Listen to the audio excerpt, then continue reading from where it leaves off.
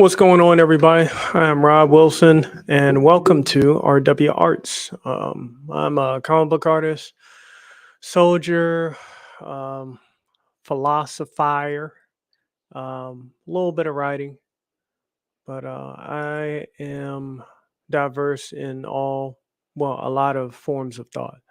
So that's who I am, not limited to one single thing. Um, Comic Talk with Pops Van Zant. Hey yo, what's going on, man? How you doing? How you doing? So this one is going to be interesting. I got a lot of videos and some articles to pull up too that we're going to cover because this particular show is straight out of the title, one of the first things the average person would say, well, America's been under attack, which is true. There are new things that I think need to be brought to everyone's attention that at least watches my stuff. If you don't watch my stuff, maybe you see it elsewhere, which is great. However, way you get the message um, and know how to prepare accordingly. So, right quick. So yeah, I got some things that was brought to my attention. First, let's start with some good news. Let's start with some good news. How about that? Um, we got some great news in which a COVID mandate was repealed. Now I know for the most part, civilians it deals with state by state and so on and so forth. But I got the notification at 10 a.m. Um, straight through MXM News, which is Don Jr.'s his own, I think his own news app or whatever, news without the censorship, which is good. And it's been pretty good. Smart news is starting to become obsolete because they want you to sign into your social media in order to leave comments and articles and stuff like that. And they'll push more nonsense than actual stuff that's important. And when that happens, people tend to get distracted, to what's important to them. Um, the human being should be able to always discern what's important to them in particular, not algorithm, um, not advertisements. No, those things are complementary, secondary to bare necessities. So yeah, going to first set of good news we got. It's a long time coming. Pentagon finally ends Armed Forces COVID-19 vaccine mandate. This came straight out of Red State, 10 p.m. last night. Haha. The Pentagon has formally ended their COVID 19 mandates for the armed forces. Representative Chip Roy, Republican of Texas, posted the official memo for Pentagon leaders on Twitter on Tuesday night. In the memo, the Secretary of Defense praises officials for their efforts to combat the virus throughout the pandemic, and it goes on to explain the rollback of COVID protocols. Part of this, obviously, was probably due to the dwindling numbers of the armed forces because people were being forced out. You force people's hands. Uh, some focus, some fold. Uh, when I mean fold, some people bend to the will of what is popular. And when that happens, I mean, it's kind of tough. It's kind of tough for people to stand and be heard and stand up for a country that's supposed to represent freedom. I think all of those things are very important, and when they're not enforced, freedom being enforced and a right to choose in however way you do, given your situation, uh, I think there are more problems that occur for a society that's supposed to be free and just. So moving on, Section 525 of the NDAA for fiscal year 2023 requires me to rescind the mandates that the members of the armed forces be vaccinated against COVID 19, issued in my August 24th, 2021 memorandum. I was overseas when that happened, so ish was hitting the fan. I had already done a lot of research because people were fear mongers. Soon everyone's gonna have to take the, they're just you're gonna have to take it anyway. Oh, and it was a lot of comparison between this and the anthrax shot that soldiers face with that in particular. So, uh, continuing, mandatory coronavirus disease 2019 vaccination of the Department of Defense service members. I hereby rescind the memorandum. Thank goodness, man. Thank goodness. The Pentagon also rescinded the same mandate for members of the National Guard and Red Reserve. That that pretty much should have been under one umbrella, plain and simple. Pentagon is also the memo indicates that members of the armed forces who refuse the vaccine would not be allowed to experience any adverse actions. Let's see. Who refuse the vaccine would not be allowed to experience. Okay. If they requested reprieve based on religious liberty. Okay. All right. That's my category then, because I have religious accommodation, which I really had to fight for. I had to stand behind my stuff. I had to do a 40-minute interview with a chaplain, and it passed. All that information passed on to like 3 other chaplains, 2 commanders, I think, and then a chief warrant officer, maybe, I think. Just a lot of stuff. It was a lot. So by the time I was freaking, what was it? By the time it was like January, yeah, I was just so tired. Like people, why you not take the vaccine? It's like, how many times I gotta explain this to you guys?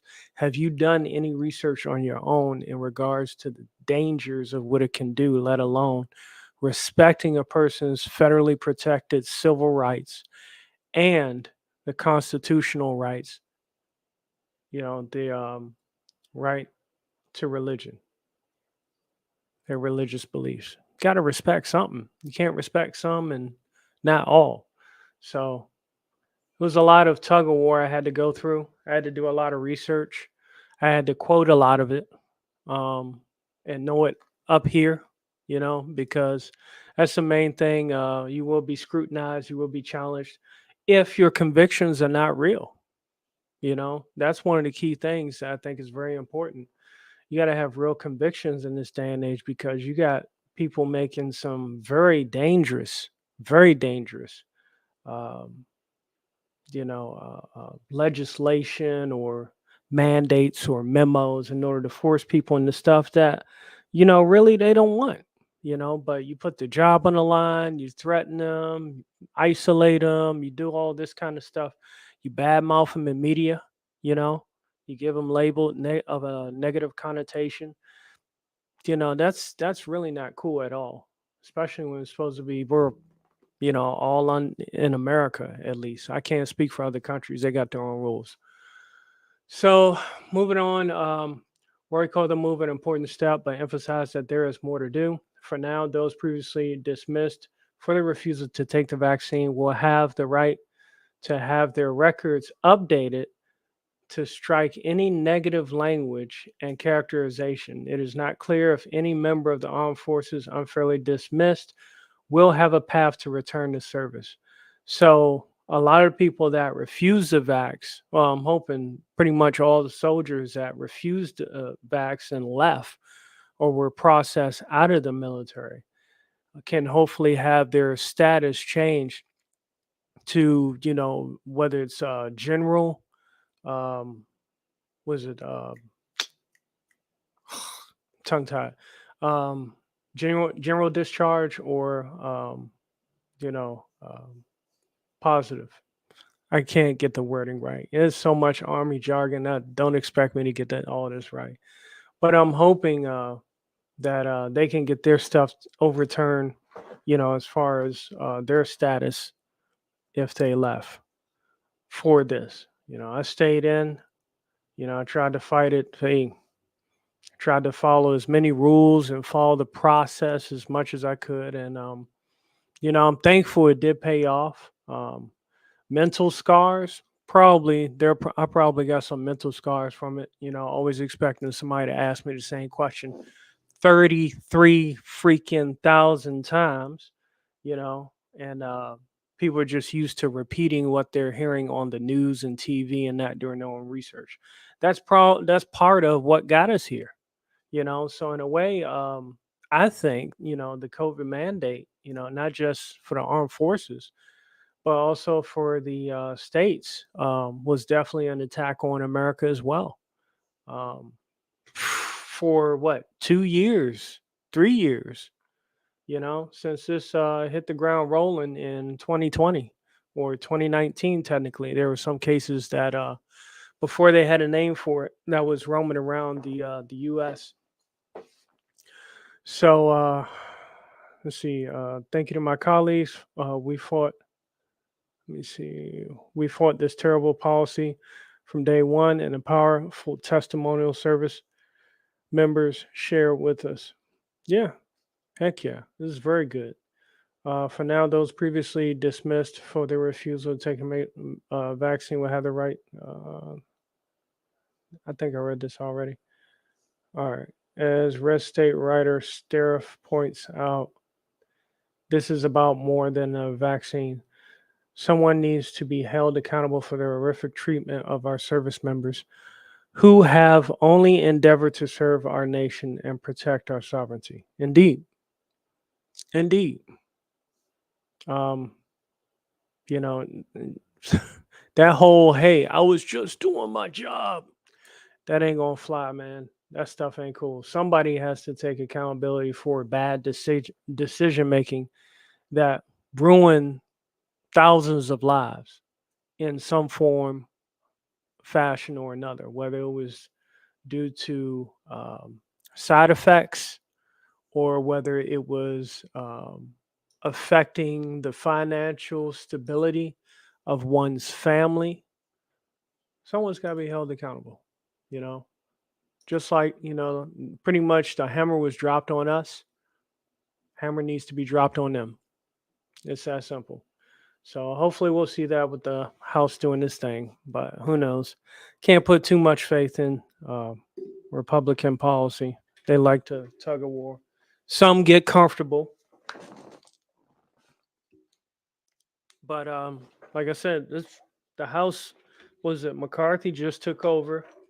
The House is in full swing for some things they want to do, and this came out just last night. So boom, we're in a good place. This is a good step in the right direction. Um, Boss Brown, yo, what's up, man? What's up? How you doing, Boss Brown? Welcome. Thank you for stopping by. Um, for anybody that isn't familiar with me, I cover all kinds of subjects, not just art. And be sure to drop a like, subscribe to my channel. Sometimes I lose people, sometimes they come back. It's all good. I'll try to stream as much as I can. So see, Department of Defense has become unaccountable. The new Republican House needs to take steps to stop the problem from getting worse. The next Republican president must take a page from George C. Marshall's playbook, ignore rank and seniority, and immediately fill the military's upper ranks with men focused on fighting and winning wars instead of princely class that instead of the princely class that runs the Pentagon today. Yeah, well, we've heard Trump's mentioned he's mentioned fake generals before. He's talked about it, the TV generals and do that thing. And that's fine, we know who does the work. People appreciate those who do the actual work. It's very important that happens, because if it doesn't, you start to lose a country. I mean, that just kind of is what it is, and that's right where we're headed. It's a very pivotal moment in U.S. history, a very pivotal moment. Whether you want to look at the subversion that's taken place all the way back since the 1940s, or what's happened during the past 8 years that Barack Obama was in office. It just is what it is. Or even now, you know what I mean? Pushback and all that kind of stuff. Um, I guess who's it? Who said that? Vision. He said that in Captain America: Civil War. He said, "Strength invites challenge." So that just kind of is what it is. At the end of the day, you got to stand up for what you believe in, and if you don't, America may be doomed. So let's see. We got another one coming up here. This one I think is important to view because of the damage that's been done, and it coincides, segueing from what we talked about with the mandates into the very specific thing that people were forced to take. And I think it's important to highlight. Like I said, some people may like it, some people may not. I get it. I get it. I'm not good at being a Gemini. Like when the camera's on, I'm a certain way, and then when the camera's off, I'm a different way, and all that. I'm good at being Rob Wilson 100% of the time. Okay. I got experience in BSing, you know what I'm saying, which gives me uh, some senses to when I'm being BS'd. Okay. But yeah, I try not to BS people. Share stuff that I care about. And if you don't care about it, cool. But hopefully it may help you. Let's see. Got this on Twitter. It was made. I forgot when it came out.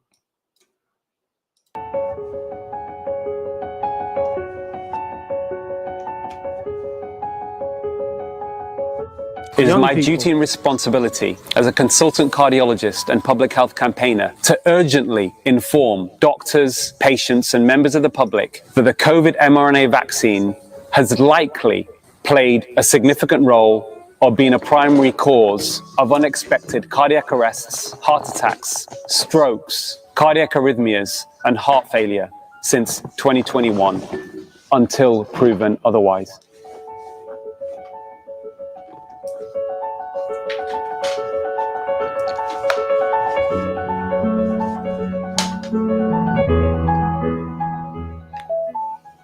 Papers showing that the myocarditis causes heart damage and a scar, and then the scar becomes the basis for a cardiac arrhythmia. And then the arrhythmia is responsible for the sudden death that we're seeing. And we're seeing sudden death now on a massive scale in younger people. It's my view, it's the COVID-19 vaccine until proven otherwise. 45-year-old Deputy Sheriff Chad Beatty. Coroner says he suffered a cardiac event in his patrol car.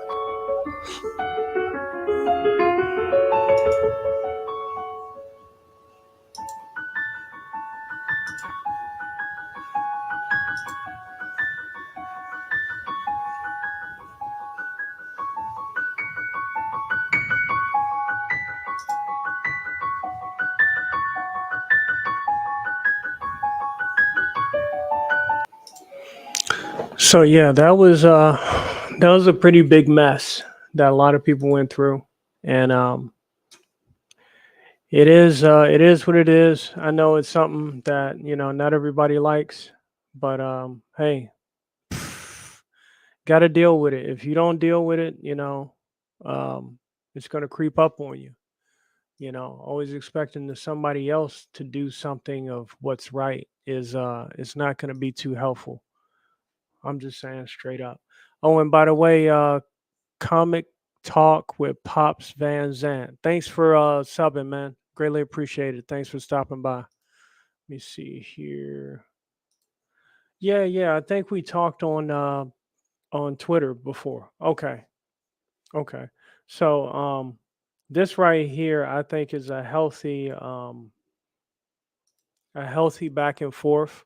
Again, segueing from one thing to the other, but it's dealing with similar topics, and then we'll get into some other stuff too.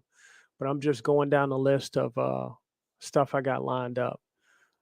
One of the people that I like to keep up with financially is Patrick Bet-David.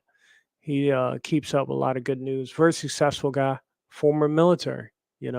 Armenian, and he's doing this thing. Believes in conservative values. Left his area because of the mandates, and ended up moving to Florida. He's got businesses in a couple of states, and he's doing this thing. So I respect his advice. We got somewhat similar views, and I like some of the people he interviews. So let's go ahead and see this this exchange between him and Neil. Suppose somebody called him Neil DeWoke Tyson. Wouldn't be surprised though. Here we go. Beginning of COVID to what we know today. What do we know about the vaccine today that we didn't know while we were all testing it in America, taking it? What have we learned now? What do you mean testing it on America? There were tests before it was released. 9 months is not a long time to test. No, but it was tested. Yeah, but 9 months. The average is 30. The average is 5 to 10 years. I mean, 9 months is not enough. Okay, so you have to say, test. No, you have to ask. Hold on. It was tested in trials. Okay. By the way, I'm not claiming to be the expert on all this. I read all the same things you have, but I'm a scientist, so I read it as a scientist. Okay. There were trials. That's what the point of phase 1, 2, 3 trials are all about. They are tested enough to get data on how to then advise the larger population. Yes, it was tested.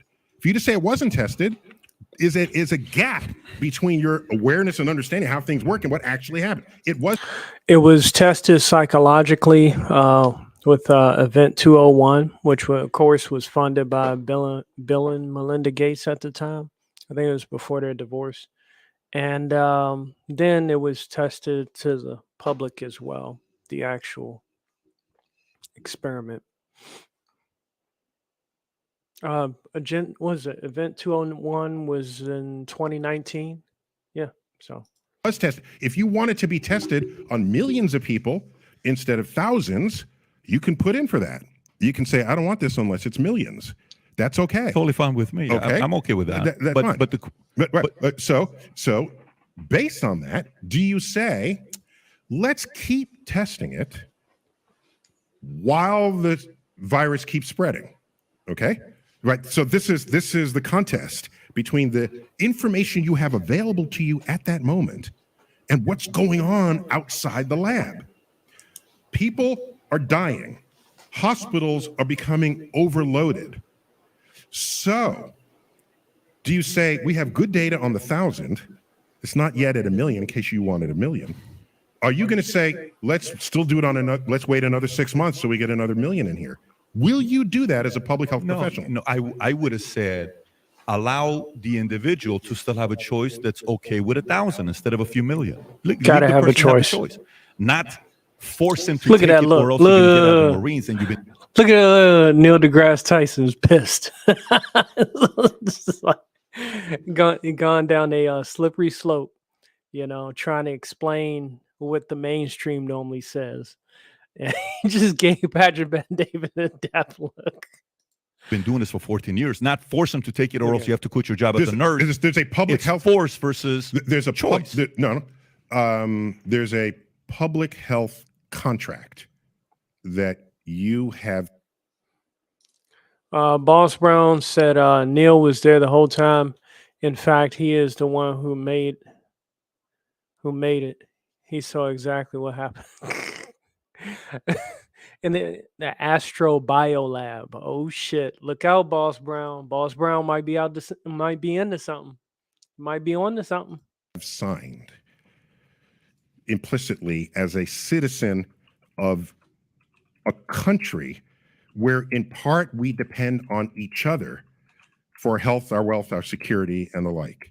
And that contract is, in the best scientific evidence available at the time, if you do not get vaccinated, you will put other people in this organization at risk, and that organization does not want to take that risk. So you do not have this job anymore if you decline it. So speaking of which, let's go ahead and share this so-called social contract, professionalism and medicine's social contract with society. Let's take a look at this.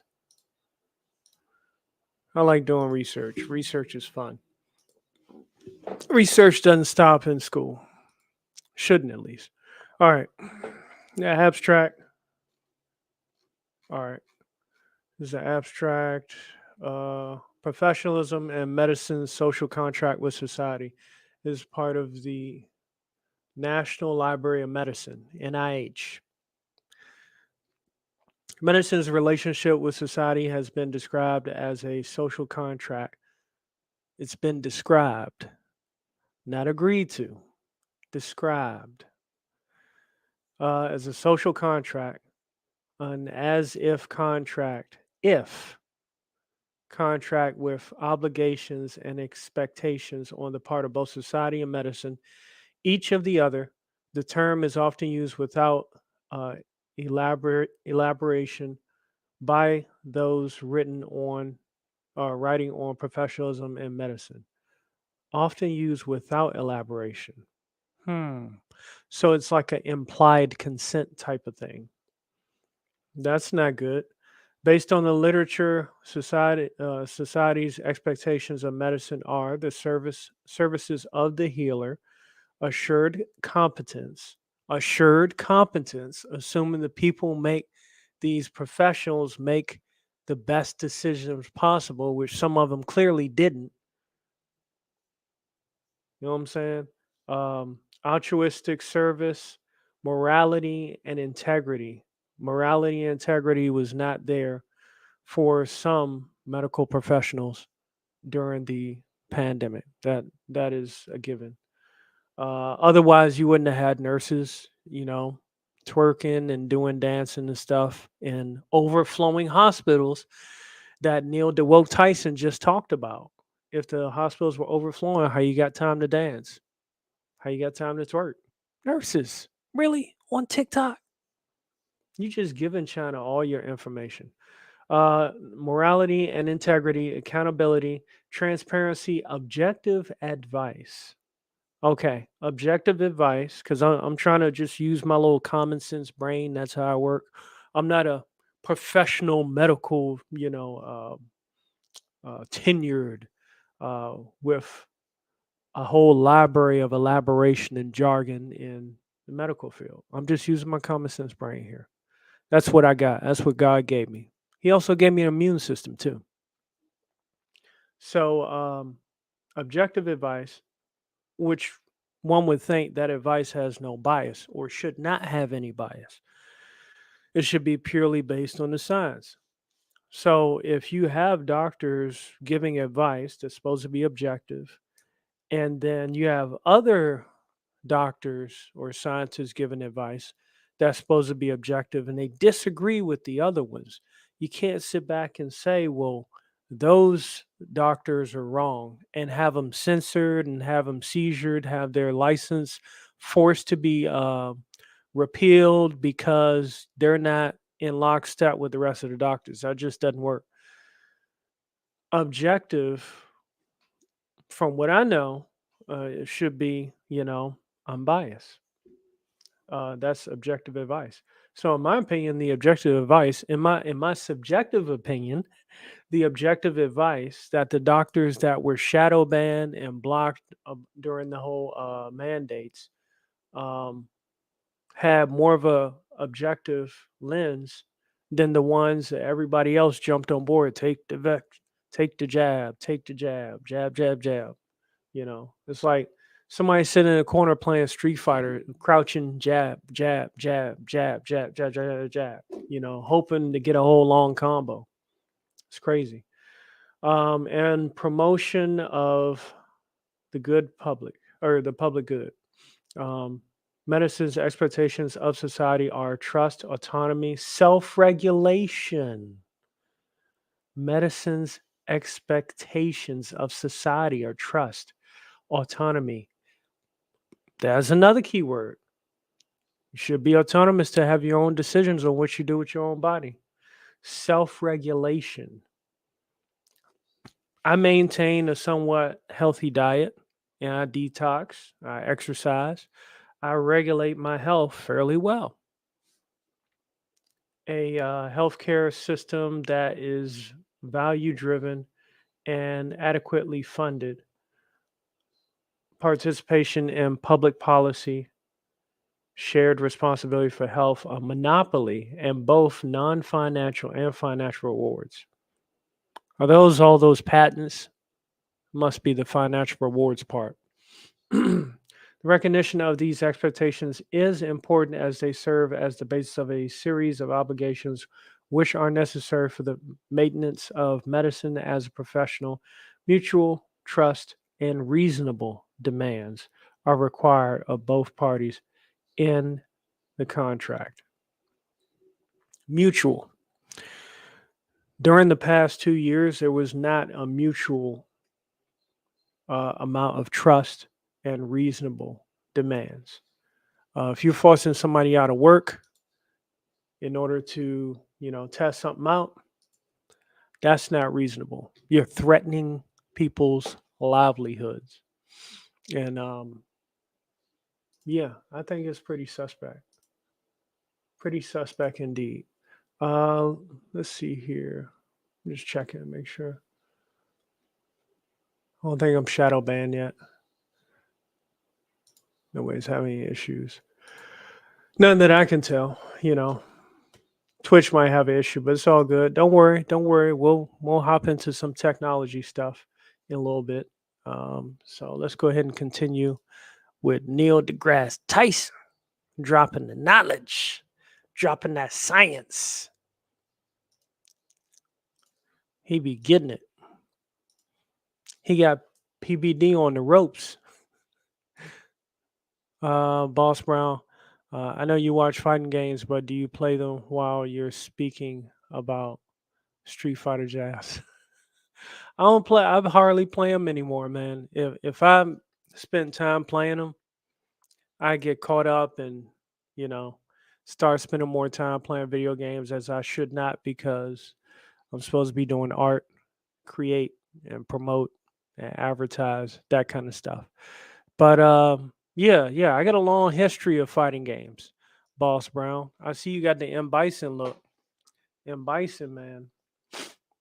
He got them frame traps. I know about that. I know you know about it too. I keep a close eye on the FGC and on Twitch and YouTube.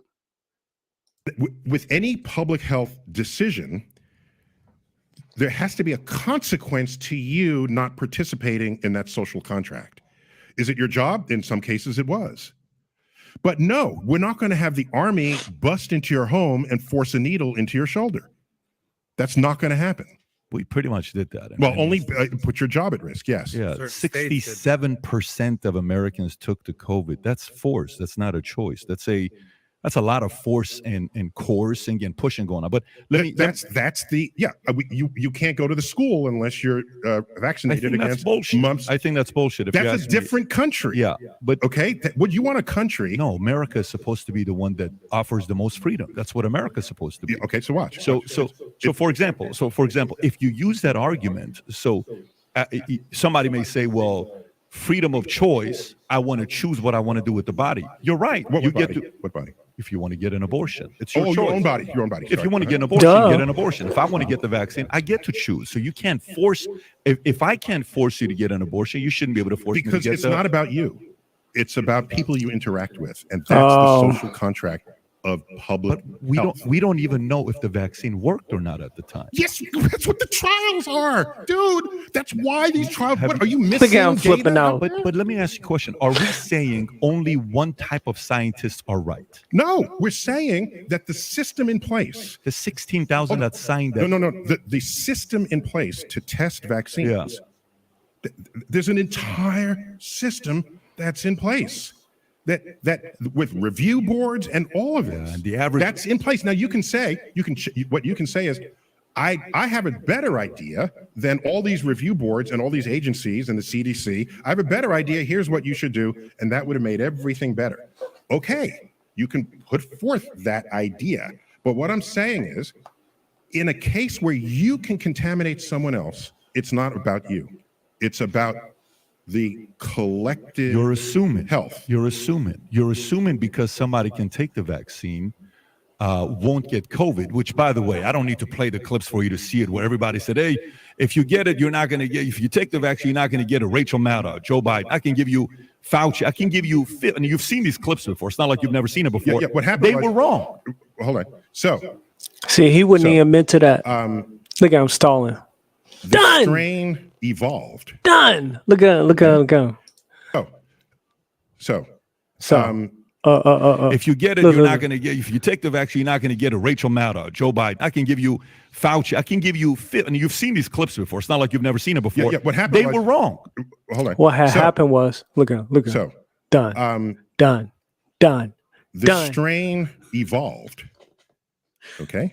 Oh, So that the vaccine that prevented you from catching COVID was tuned to the variant of COVID at the time the vaccine was designed. wrong radio channel. Over time, Basically. there were variants that arose. The vaccine provided partial protection against the new variants, enough. Boss Brown said, cool, man. Shame you don't play. You can get into the fightcade, otherwise. Good deal, man. Hey, I'm a friendly, objective observer. I do like to watch the FGC when I got time. But yeah, as we get older, plate gets full. So I gotta pick and choose what I spend my time doing. to keep you from Excuse me. dying statistically and to basically keep you out of the hospital, allowing other people with more severe problems to get the hospital attention they required. And so then they would develop the booster and a subsequent mixture of the vaccine. This is what happens every year with a flu shot. They look at how the flu has evolved from one season to the next. And what's fortunate is Australia tends to get the variant of flu before we do, because they get their winter in our summer. And then, so we study that, have a forward projection for it. So these annual flu shots are precisely out of the same idea of how this occurs. How long have those been tested, though? For years. COVID vaccine hasn't been tested for it. It was something we just came out. But let me. I don't know what point you're making, other than it was tested. You might 9 months is not. You might prefer. No, it's not a matter of time. It's a matter of how many. Yes, time matters, but the number of people is paramount. It's not a That's the matter of most time, but important time thing. matters. Okay, you don't test it on 10 people. You test it on as many people as you can. And Sure. I think it was thousands, but Is it fair don't to quote say me. that some of the side effects we may not know for 5, 10, 15, 20 years? You can't, they can't say He is we know done. 100% the side effects 10 years from now. How are you going to know that? Yeah. Okay. So no, of course we can't know. So that. then all I'm saying Wait, is, watch. You can't know that. Okay. But watch.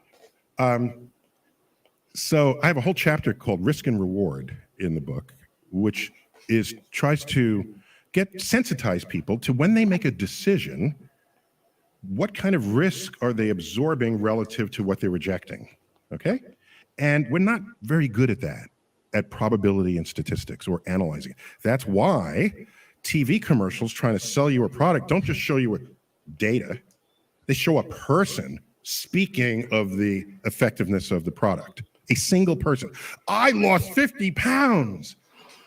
The testimony of an individual should be irrelevant to you relative to the entire set of people who have done it. And you want to look at those statistics, but we're not good at that. And advertisers know that. So they show the testimony of an individual, which is hugely potent in a civilization where we don't think statistically, we think about eyewitness testimony on something. And somehow that is raised to a very high level of influence on our decisions. What I'm saying is, you're not, your decision point is not, I'm not going to take the virus because 5 years, 10 years. Boss Brown said, yay. He said, yay. Yay up in the jump. Yay in the chat. No, I'm kidding. I hear you, man. I only play with the odd friend every now and again when it actually gets the time. Yeah, it's so busy now these days. It's hard to keep up I don't with know what everything. effect it's going to some have. may, though. Some may not be comfortable. Let me with that. finish the sentence. Okay. So you can say, I don't want to take the virus because 5 or 10 years from now, there could be a side effect that we don't see. Which is a possibility. Hold on. I'm trying to make a statistical point here. Okay. If you say, I don't want to take the virus because it hasn't been tested for 5 years and there could be some long-term side effect that worries me. Okay. In that same moment, there's the risk factor of you getting COVID. Sure. Okay. Unvaccinated. At one point, 87% of everyone dying in the hospital of COVID was unvaccinated. Okay. So your risk choice is, I'm not going to take it because maybe somewhere down the line something will happen and we don't know what that is, or I will risk getting COVID. And if I get COVID, depending on your age and other things, there's a 3% chance of me dying in the hospital. That's your choice. Yes. Yes. But what I see people doing is they focus on one thing, and that's the foundation of their decision, rather than the other chance. And what happens if you get COVID? Now you get long COVID. Now you have a taste buds for 2 years or whatever it is for long COVID. Yeah. You're on a ventilator in the hospital, possibly dying. Like what? Where is the? So I looked every day once a week. I looked at the statistics. How many people are getting COVID? What's the rate? What's the rate of hospitalization? What's the rate of deaths? Where is it by state? I had to look at it. My board forced me to look. We're in the business, so we have to. They look at it. should, Yeah, of course, because it's data. Yeah, I agree. On risk factors. The risk of people's lives. Okay, for sure. So nothing is ever zero risk. Yeah, there's a risk that you'll grow a third arm in 10 years because the virus mutates within you. Should the individual not have the right to say, I don't want to take it because that's you don't have the right to contaminate someone else. So if you don't want to get Who shot, says that though? But who says that? it's a social contract in a modern civilization. I don't have for the public It was I don't supposed have to the be right honest, though. contaminate someone else in. What do you mean? Like, so what do I do? Stay It's home what- all day? Yeah, or go to the beach. Yeah, you stay away from other old people. So we just read the abstract of the social contract from the NIH, and there has to be dual trust, equivalent trust on both sides of integrity. And with medical field, whoever put out the information wasn't honest. You know, if American people got a right to know, so they got a right to choose, they need all the information they can get up front. But when you start, fudging numbers and you start, people go to the hospital for, motorcycle accident, they get marked as COVID just so the hospital can get a bonus. That's not equivalent trust. That's not the medical field following their end of the bargain of this social contract. And maybe Neil deGrasse Tyson should probably read it again, if he has read it and not just heard about it. But, we just read the abstract here, giving it to y'all straight. Levi Skeen, what up, man? How you doing? Thumbs up, thumbs up. Welcome, welcome.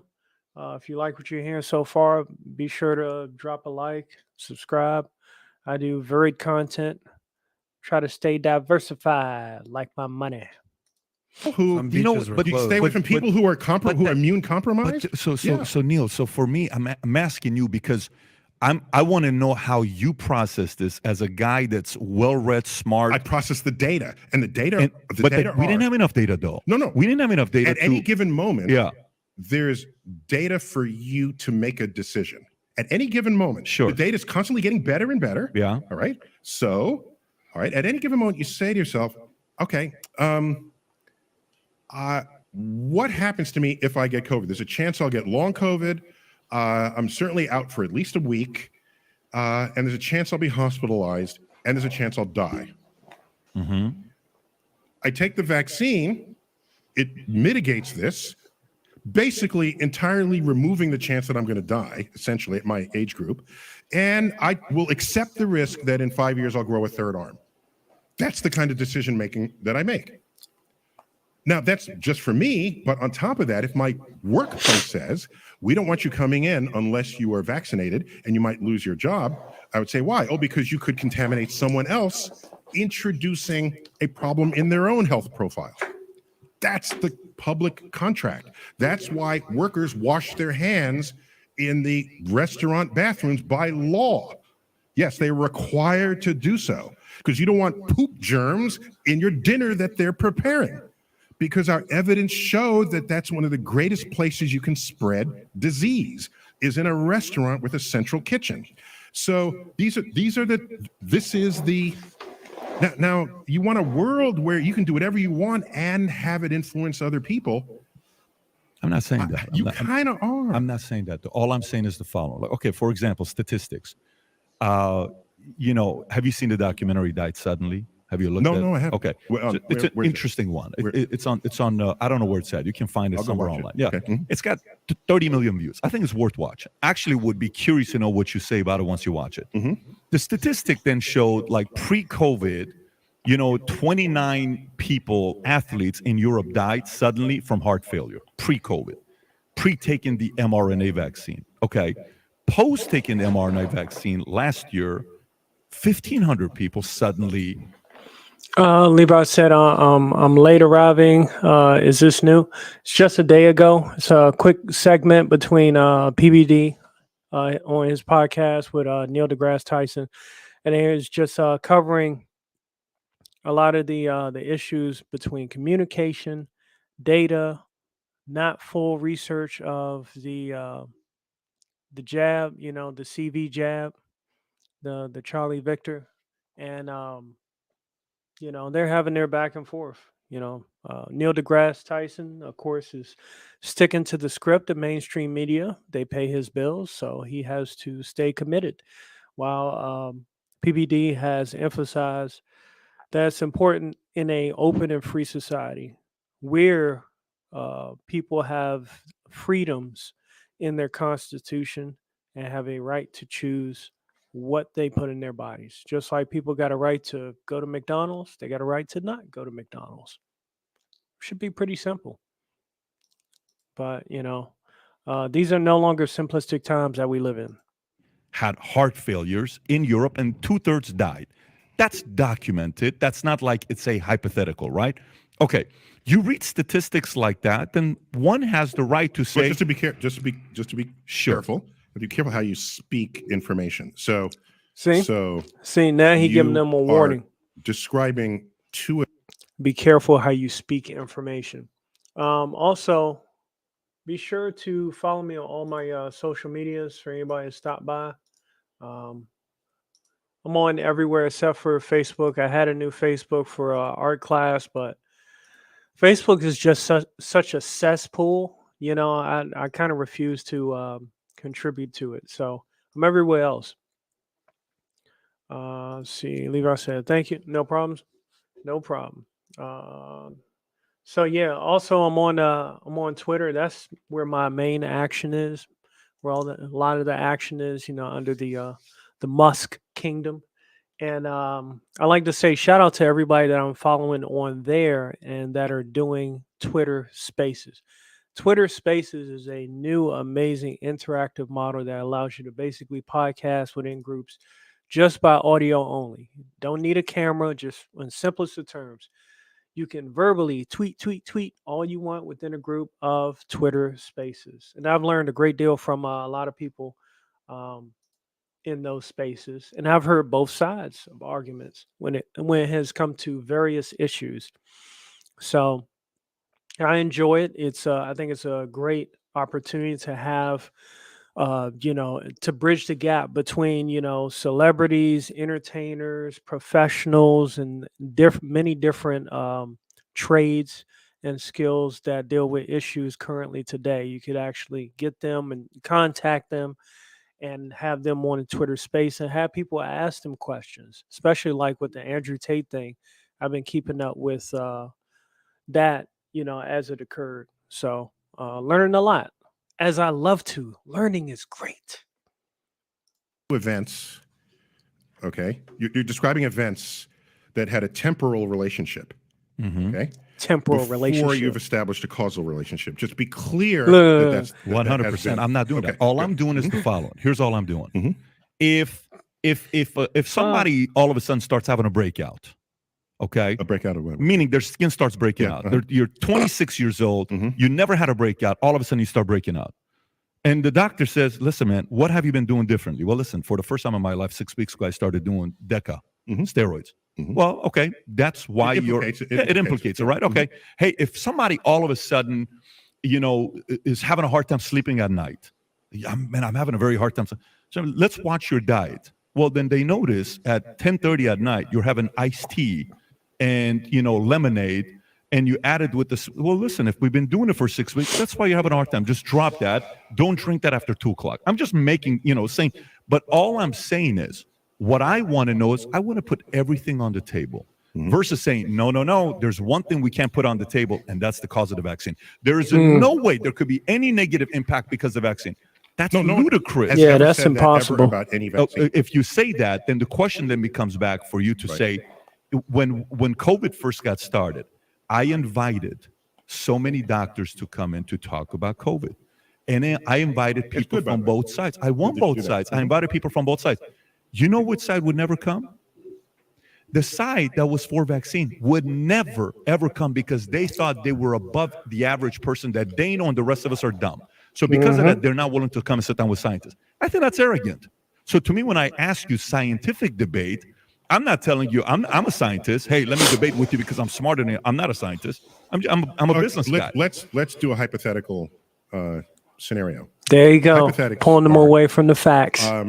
Let's assume an actual cause and effect has been established. Okay. In these. Sure. So just keep in mind so far, and from what I'm noticing, because I've seen this before, but I'm watching it again to kind of get more insight. We know that Neil deGrasse Tyson deals mainly in theory, astrophysicist, based on the pillars of science and all that in astrophysics. He deals with a lot of theories. So science provides if A and B is true, then C must be true as well. That's kind of how I operate in my simplistic mind. However, it's interesting to get away from the factual information of what PBD's telling him or informing him of, because he hasn't seen Died Sunlight. I've seen it. It's wild. You see so many people just drop in the past 2 years. It's crazy. But it's easy for Neil deGrasse Tyson to basically shift the conversation into theory. I get PBD does the examples in order to explain his point, but eventually he gets to his point. Tyson's just, looking, I'm almost starting to think of him as the Don King of astrophysics.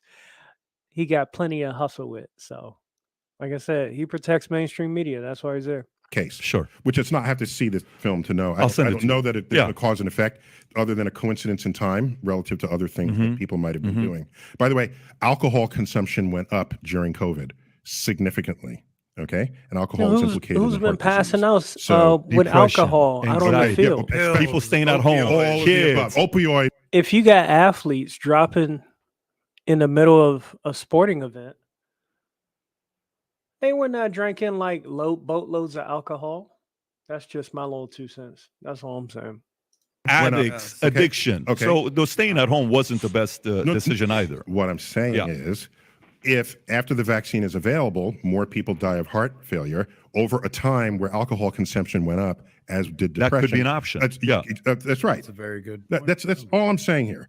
But let's give it to you that the vaccine caused this. Let's just say that, okay? Yeah. And add it all up, and you got, what was it, 1,500 post-vaccine? 29 to 1,500. 20. 29 deaths. 29 sports sorry, deaths, right, 1,500. thousands of deaths, Yeah. let's say, okay? Let's say 10,000 even. Let's just do that. Making up numbers. All right. You can estimate how many deaths the vaccine saved during COVID. Okay? Because you can look at the death numbers drop off as people got vaccinated. It's in the tens of millions. Again, you can make a decision. Do I not want to die from COVID at this rate that occurred in this world? Or do I not want to die from this complication from the vaccine itself, the heart failure? So make your decision. And so you'll say, I might be in that 1,500, so I'm not going to think. Then you get COVID and die from COVID, right? So you just That's make not a the You know what I guarantee. would say to that? But you know what I would say to that? What would you say? Here's what I would say to that. I would say, perfect. Let me take the risk. And thank you for giving it to me that way versus telling me it's one or the other, As which is long how it was as you are presented. informed fully about what the risks are. But like I said, as a species, we're not very good at thinking statistically about it. We're just not. And when we want to, we believe we're going to be the exception. And look at the people betting on lotteries. You know, they think they're going to win. But for me, like, you know, when the moment they started saying you have to put on cigarettes, the risk of heart failure, cancer, this, that. And if you still want to smoke cigarettes, guess what? You You got can. a risk if you smoke cigarettes. You may get lung cancer, right? Hey, if you eat this, if you do this, if you do that. Yeah, but we've denied your admission to the bar. Sure, Levi. He said athletes have Medicaid with alcohol for a long time.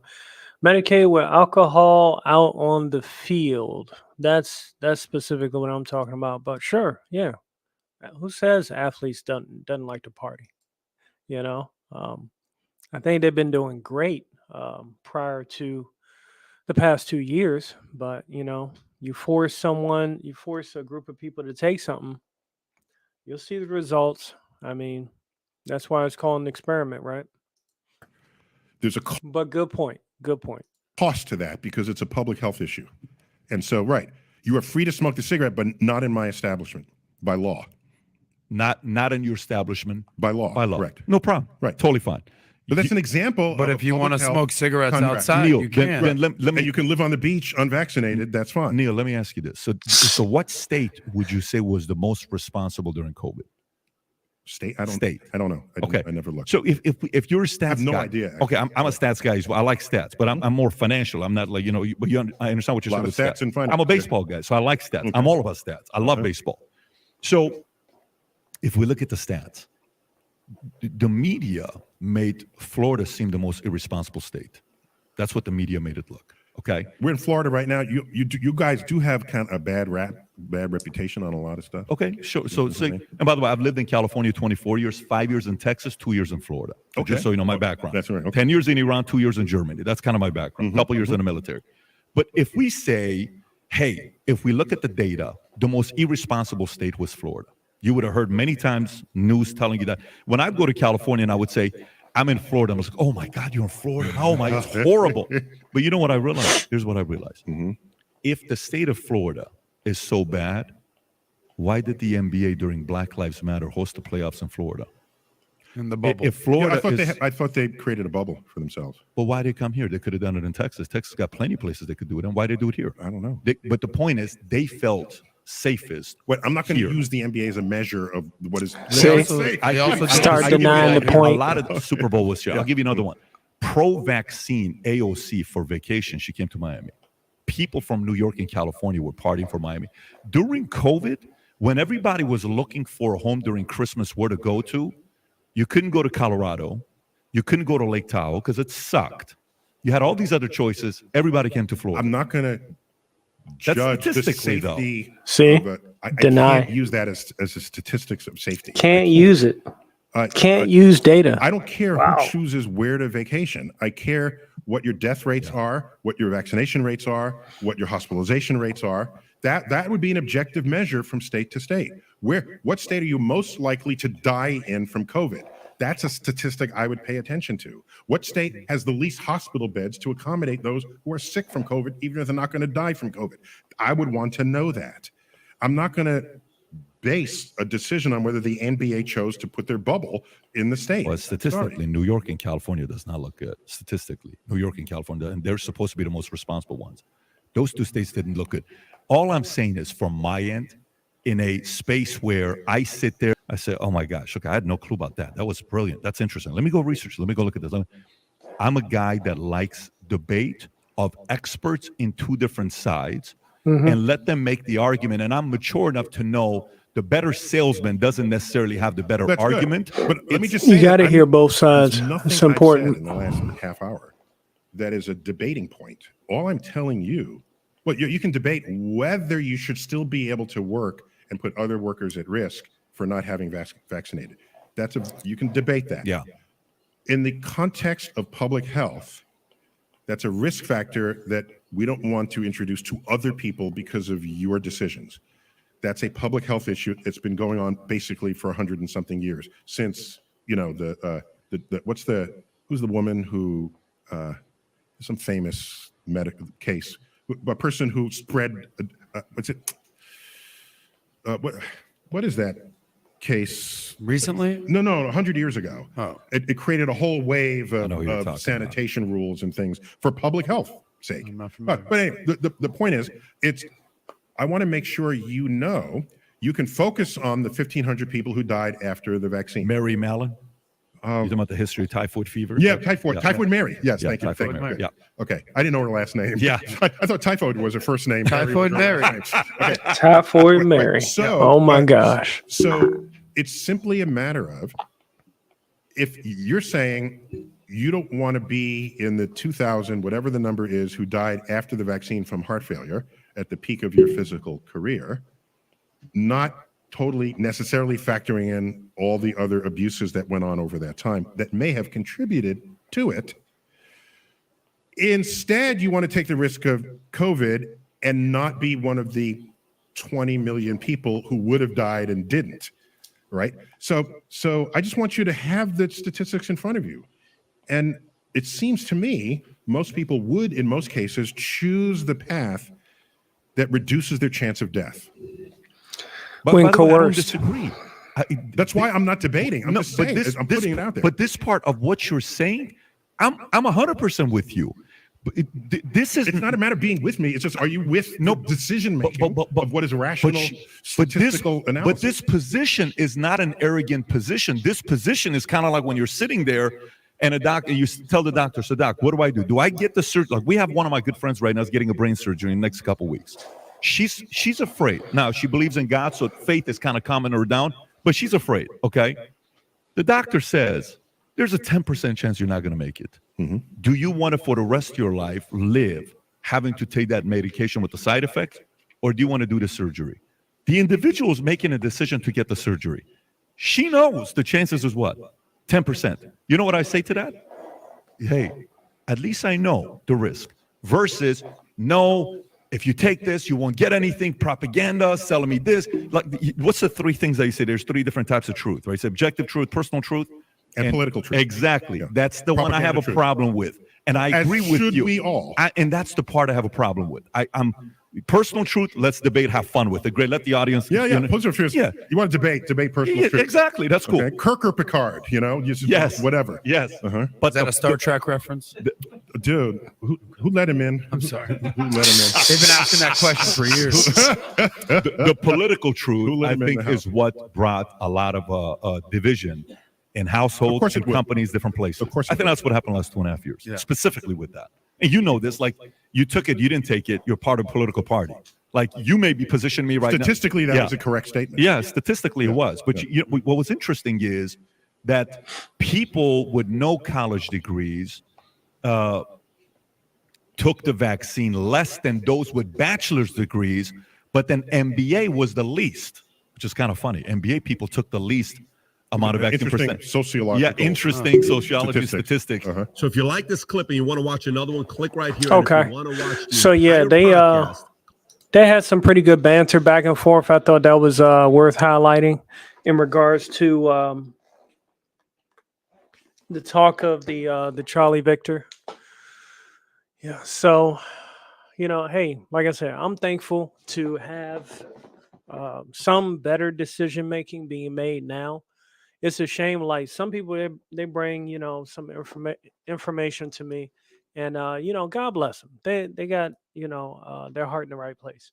But they'll bring me some information, and I'll be like, man, I knew about this 2 years ago. You know, I was talking about this 2 years ago, 3 years ago. I've been fighting it, you know, for a while. And you know, I've talked about that with that person. And you know, I just think about it, it's like, dang, you didn't even hear me when I was talking about it back then. But now it's, you know, something new, which I think is pretty interesting. Let's see. I tried to stay away from caffeine, but I think I do need caffeine in order to do a show. It is what it is. We all have our vices, and yeah, we're gonna make that happen. Let's see. All right, so next up we got. Let's see, which one do we cover?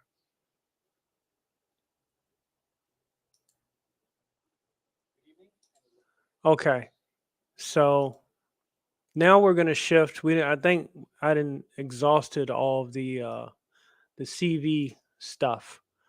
But I'm sure there's probably talk about this on whatchamacallit. Oh snap. Hold up. Johnny Anonymous. You favorite Tiger Woods a little. Thank you. You are the first person of 2023 to say I look like Tiger Woods. Thank you. I used to get that all the time, man. In multiple states. Love it. What's going on, General Piggy? Sorry, I just missed these. These are just popping up. I don't know how I missed them.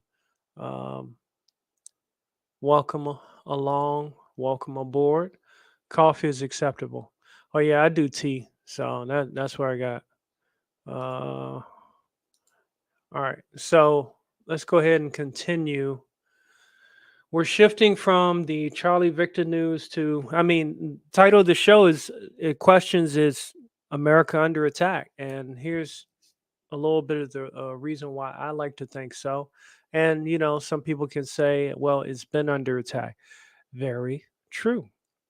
But I think this is a very important portion that needs to be highlighted. And it's something very recent, too. Attacking the power grid, U.S. power grid. That's something that, Pentagon has put out memos about, and ex-military, ex-service members have mentioned as well. So let's look at this. Damn. It's more than I thought. Excuse me. All right. So media blackout over terror incident at U.S. power plant. 106 sabotaged substations in 2022. That's a lot of attacks. And the fact that it hasn't been mentioned that much is kind of a shame. Indeed, she has. Johnny Anonymous. Thank you for the follow, sir. Oh, thank you. Thank you for following me on Twitch.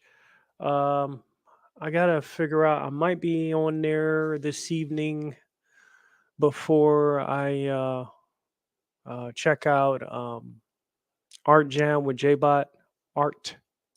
We'll see. But thank you for the follow, sir. Once I find you, I'll follow you back. All right, so let's go. With all the crazy developments happening right now over in Brazil, with quite literally over 1,200 protesters there having been arrested for breaking into their capital.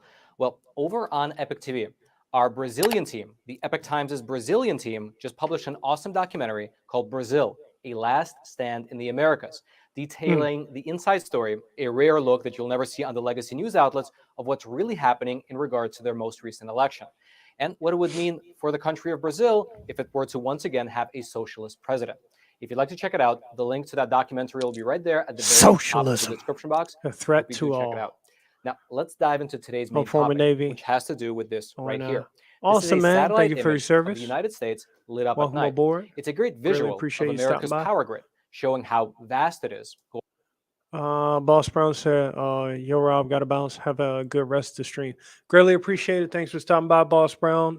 If you haven't already, be sure to like and subscribe on my YouTube channel or on Rumble or on Twitch. Take your choice. Links in the chat. In fact, let me make sure it's still there. Yep, be sure to follow me everywhere, Boss Brown. And I'll be back again. Let's see. Going across the entirety of our country. And the entire thing. Enjoy the rest of your day as well, sir, if I didn't say that already. supported by a fairly large network consisting of over 50,000 Right back. electric substations, as well as over 700,000 miles of transmission lines. However, recently, the U.S. power grid has been under attack as different extremists have shot at, sabotaged, and vandalized the electrical equipment at power stations across the entire nation. Now, if you were paying attention to the news on Christmas Day, then you might have heard about two men who used firearms, who used guns to paralyze 4 electric substations in Washington state, leaving quite literally thousands of people without electricity. Now, that particular story did make national news. However, oddly enough, there was another attack just last week on the power grid in Las Vegas, which went completely ignored by the national media. You see, last Tuesday, a 34-year-old man named Mohammad Mizmarian, who was born in Iran, conducted what can rightly be described as a domestic terrorist action. That's because Mr. Mohammed rammed his Toyota Camry through the gates of a solar power generation plant right there outside of Las Vegas, a little bit north of Las Vegas. And then once inside, he siphoned gasoline from inside his car, put the gas on the wires of one of the transformers, and lit the entire thing on fire, including his car. For your reference, the plant where this all happened was called the Mega Solar Array Facility, and it provides the electricity for a lot of the MGM properties on the Las Vegas Strip. Here is a local news report documenting exactly what happened in regards to this incident. Photos the 8 News Now investigators obtained show the burnt car. Police suspect a man set on fire inside the Las Vegas area solar facility. The giant array producing energy for MGM, generating power for its Strip properties. Police believe 34-year-old Mohammad Mizmarian, seen in these surveillance images, rammed the car through the gates at the plant Tuesday afternoon around midnight Wednesday. Mizmarian allegedly drove that car into this pit, siphoning gasoline onto wires and setting the vehicle on fire. Damn. Police say Mizmarian then sat He was in on a chair mission. watching the car burn. Detectives believe Mizmarian was scoping the site for at least a day. A nearby business calling police, saying a man, later identified as Mizmarian, was trespassing. Officers say Mizmarian reportedly told them he was born in Iran, works odd jobs, and John and Anonymous said, excellent plan. You talking about this guy attacking the power grid? was in town with his mother. Now, the damage that Mr. Mohammed was able to cause was significant. According to police documents, the officers on site. John said yes. Yeah, I mean, he put some thought into it. And if he wasn't alone, then, you know, that's one of the problems when it comes to plans. And I'm sure you got these briefings before, John, when it comes to terrorist threat awareness. That's one of the key things that we normally have to renew every year. It's like an online class, used to be in-house, but yeah, looking for scouters, opportunity. Do they have the willful means, surveillance? All those factors play into it. So I wouldn't be surprised if this guy in particular, since there have already been 106, probably his included, that he probably did some scouting around. He did some dry runs, I couldn't imagine, accidentally hitting a power station and then siphoning the gasoline from my car to try to set stuff on fire. That's just not in my method of methodicalness. It's just not. So yeah, this guy's got skills like freaking Ezra Miller, who snatches passports when he's arguing with people in the hotels. Were able to interview an employee at this particular plant who said that, quote, the fire caused major damage and estimated that it would take 2 years to receive replacement parts. Think about that, 2 years to receive the replacement parts. Furthermore, the fire caused the entire facility to go offline. According John said they reported he spent 1 day casing the place. There you go. Bow. Opportunity. to a spokesperson for the company that runs this plant, quote, following an incident at the Mega Solar Array facility, on-site personnel immediately notified authorities and shut down the plant's operations as a precaution in accordance with industry standard safety protocols. No one was injured, and we are currently restoring the facility's full operations. meaning that Mr. Mohammed was able to damage the facility to such an extent that it was taken offline and it might take 2 years to fully rebuild. Now, one day after the fire, police were able to capture Mr. Mohammed Mizmarian, who is now facing quite serious charges, including committing an act of terrorism, first-degree arson, third-degree arson, destruction of property, as well as attempting to escape police custody. He's currently being held in a Las Vegas jail without bail. However, this story raises, I believe, two major issues. And he's First from is the Iran, question right? of why it was ignored by the legacy news outlets. Because you would assume that when you have an Iranian-born man driving from Idaho to Las Vegas to burn down an electricity plant, well, that would be big national news. But it wasn't. Aside from a few local news outlets, none of the major publications throughout the entire country touched the story. I wonder why. Regardless, the second point that this So, who knows how he got over here? One, yeah. How did he get the means to do what he did? That's just it. story raises, and this point I believe is the much more significant point, is the reality that a single individual can cause massive damage to our electrical grid, which might make it so that thousands of people don't have power, which unfortunately is a situation that we're seeing more and more frequently across the entire country right now. In fact, during the first part of 2022, between January and August, there was a total of 106 attacks on the electrical grid, which was the highest number ever recorded in a single year. Here's in fact an excerpt from a report in NBC News describing the situation. Quote, nearly 600 electric emergency incidents and disturbances were caused by suspected and confirmed physical attacks and vandalism on the electric grid since 2014. There have been 106 attacks or vandalism incidents from January through August of 2022, which is the latest the Energy Department data tracks. Among the I wonder, is that why Obama was he was putting out there, you know, hey, we're gonna have rolling blackouts. I wonder, was that part of the reason why? Since that's been going on since 2014, he was still in office for about 2 more years. years that were reviewed by NBC News, 2022 is the first that reached triple digits, and it only contains 8 months of data. Meaning, with just 8 months worth of data, 2022 was already the highest month on record. Now, in terms of what these attacks actually look like in practice, well, here are a few examples. In Portland, Oregon, 2 power substations were deliberately damaged with gunfire, which damaged the equipment and left thousands of people without power. Then, just a few days later, in North Carolina, several substations there were likewise riddled with December bullets, 4th. which left tens of thousands of people without power for several days. And according to a spokesperson for the energy company that ran that particular plant in North Carolina, the facilities there experienced damage, at least in some areas, that he described as being just beyond repair. And these examples show the vulnerability of our electrical grid in pretty stark relief, given the fact that you have individuals, sometimes 1 or 2 people, that can attack a substation, cause power outages for tens of thousands of people, and then never get caught. However, the silver lining here is that this nationwide increase in the number of attacks on power facilities seems to at least finally be getting addressed by the federal agency that's in charge of this particular issue. That's because just a few weeks ago, the Federal Energy Regulatory Commission, it issued this memo right here, you can see it up on your screen, calling for an evaluation of the physical security of America's electrical grid. Here's specifically part of what that order states. Quote, the order directs the North American Electric Reliability Corporation to conduct a study evaluating the need for improvement which pertains to the physical security of the electric grid. In recent Since there have already been memos about this stuff, you know, years past, the bolstering of physical security around these electrical grids should have already been put into effect. There should have been funding for it. Yeah, I have experience in security. You know, more manpower is always needed.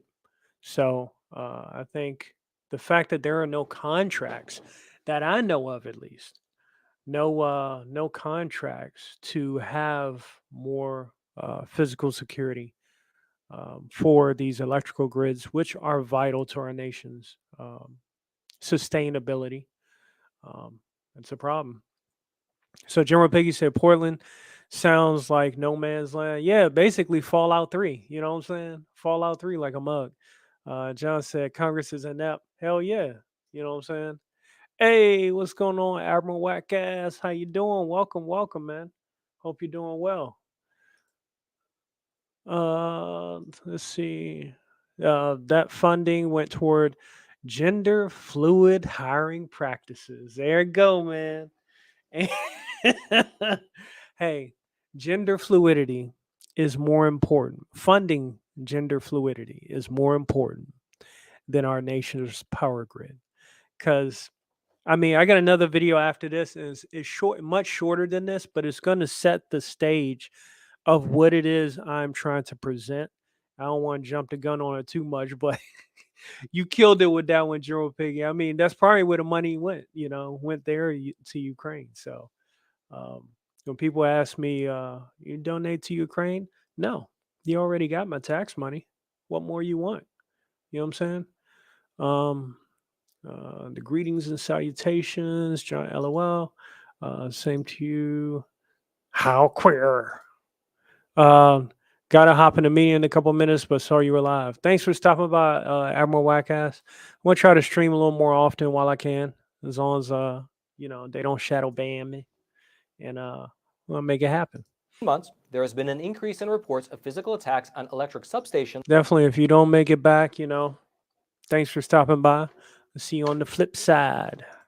That in some incidents have resulted in thousands of customer outages. Then if we go to the very bottom of this order, it lays out 3 points that are meant to be studied in the coming months, including, for one, the adequacy of the current safety standards. Secondly, the adequacy of the current risk assessment protocols. And then lastly, quote, whether a minimum level of physical security protections should be required for all bulk power system transmission stations and substations and primary control centers. It should have But been the story required. actually gets a lot deeper, which we'll get into right after I show you this beautiful coin. This right here is an American Walking Liberty 1 ounce gold coin. And typically I order at least one of these from our sponsor. I'm housing the price of gas, but he's even using or deposited directly into The your gold IRA coin. and your 401k accounts. They make the entire process. Head on back to the studio. Meaning that after a record number of physical attacks on our power stations, which have allowed 1 or maybe 2 people to knock out power for thousands of households, the government now has the idea of finally looking into whether a minimum level of physical security protections should be required for all substations. And they're going to be taking 120 days, which is roughly 4 months, to compile this report. Meaning that sometime by April or maybe May, this agency will come back with a report saying whether or not these substations need more protection. And then if the answer is that they do need more protection, then they'll have to decide what that protection looks like. If it's going to take them 180 days, that means they're already slower than the next terrorist attack. Now, granted, okay, this form of terrorism doesn't look as impactful as, let's say, planes into a building, for example, in the merchant city of the United States, merchant capital of the United States. But these still have a lot of effect on people's lives, their livelihoods, operating systems, all that. They say no electricity, no power. So that, I know that's one thing that a lot of soldiers overseas, they always love the fact that when the generator the generator mechanic myself pops up, because it'll provide power, and they can get some heat and AC and all that stuff to operate, their equipment, which is vitally important. Admiral Wackett said, I'll have this on in the background. I have the day off, but I'm still going to these meetings because these fuckers in management are trifling. Got to look out, Admiral Wackass. Strength be with you. Hang in there, man. Dealing with folks that's trifling. I know that feeling, man. I know that feeling all too well. Death by 1,000 cuts. Yeah. Yep. Death by 1,000 cutoffs. General Piggy. Shipper Militia. This government is inept. Indeed. And I try to keep up with it to see what's going on. Back in the 90s, it was hard to, do research because you had to go to the libraries and special order books to find out what the hell's been going on. And the internet now has made things so much better to be aware of the buffoonery, shinduckery, and haberdashery of our U.S. government. Sometimes they make good decisions, sometimes they don't.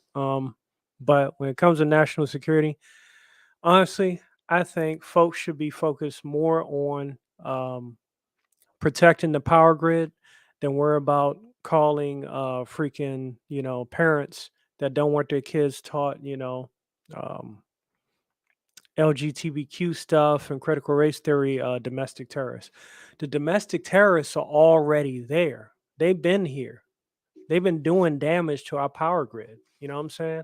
It's not the parents that have students that they don't want them to learn certain things, Hell Mo Biggs, what's going on, man? Welcome, welcome. Is this that dude who keeps cyberbullying the poor AI? Should I right? That's right. I'm a cyberbully AI over and over and over and over until people come to their senses. If I could, I'd give AI an enema and give them another one and another one and another one. Oh my gosh. Yes, I will keep constantly attacking AI. The battle continues on, Mo Biggs. It said, hail to my friend. Let's see. J-Bot Art. Oh, yeah. Thank you, sir. Thank you. I appreciate it. J-Bot Art said, don't forget about tonight, 10 p.m.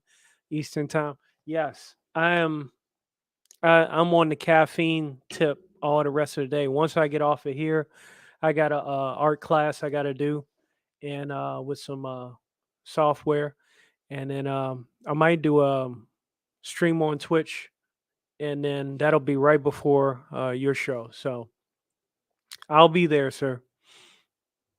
I'll be there. I can at least guarantee 2 hours of being awake. Shitbird Militia. If I didn't say shout out to you, Shitbird, my bag, man. Welcome aboard. Thanks for stopping by. In my first still act like it's the 90s and we still can't see all the BS they're pulling. It's too easy to see it now. I mean, these guys, I used to hear I used to think of politics as pro wrestling. And now it's like it's too easy to see. It's way too easy. Some of it I can definitely laugh at, but other things it's like it's too ominously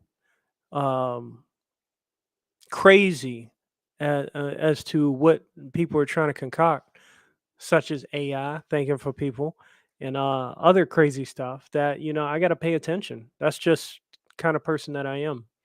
And here I am sharing who I am with all of y'all, all of you wise guys. It's not just a case where it's one wise guy. We're all wise guys. Let's see. Did I get that? Hell J Bot. Shipper. Mo Biggs. Y'all lighten up the chat. I'm playing catch up. Yo, Mo Biggs. Everybody get in. Okay, cool.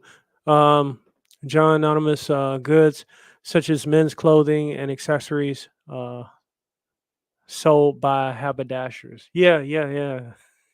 I'm glad you know that definition. I had to look it up one time. A shop selling notions of men's clothing and accessories. Hey, politicians gotta look good when they go in Congress and the House and all that, right? They gotta look their best in front of the camera,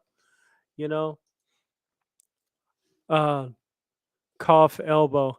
I thought it was a dab. Oh man, no, I'm caffeined up, man. I'm ready. No naps. Let's see.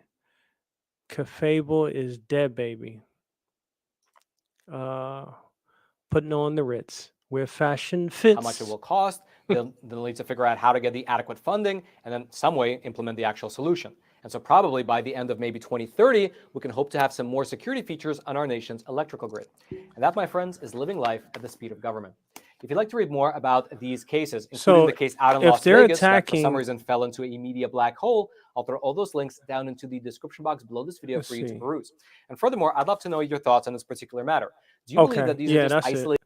So if they're attacking if they're attacking the grid,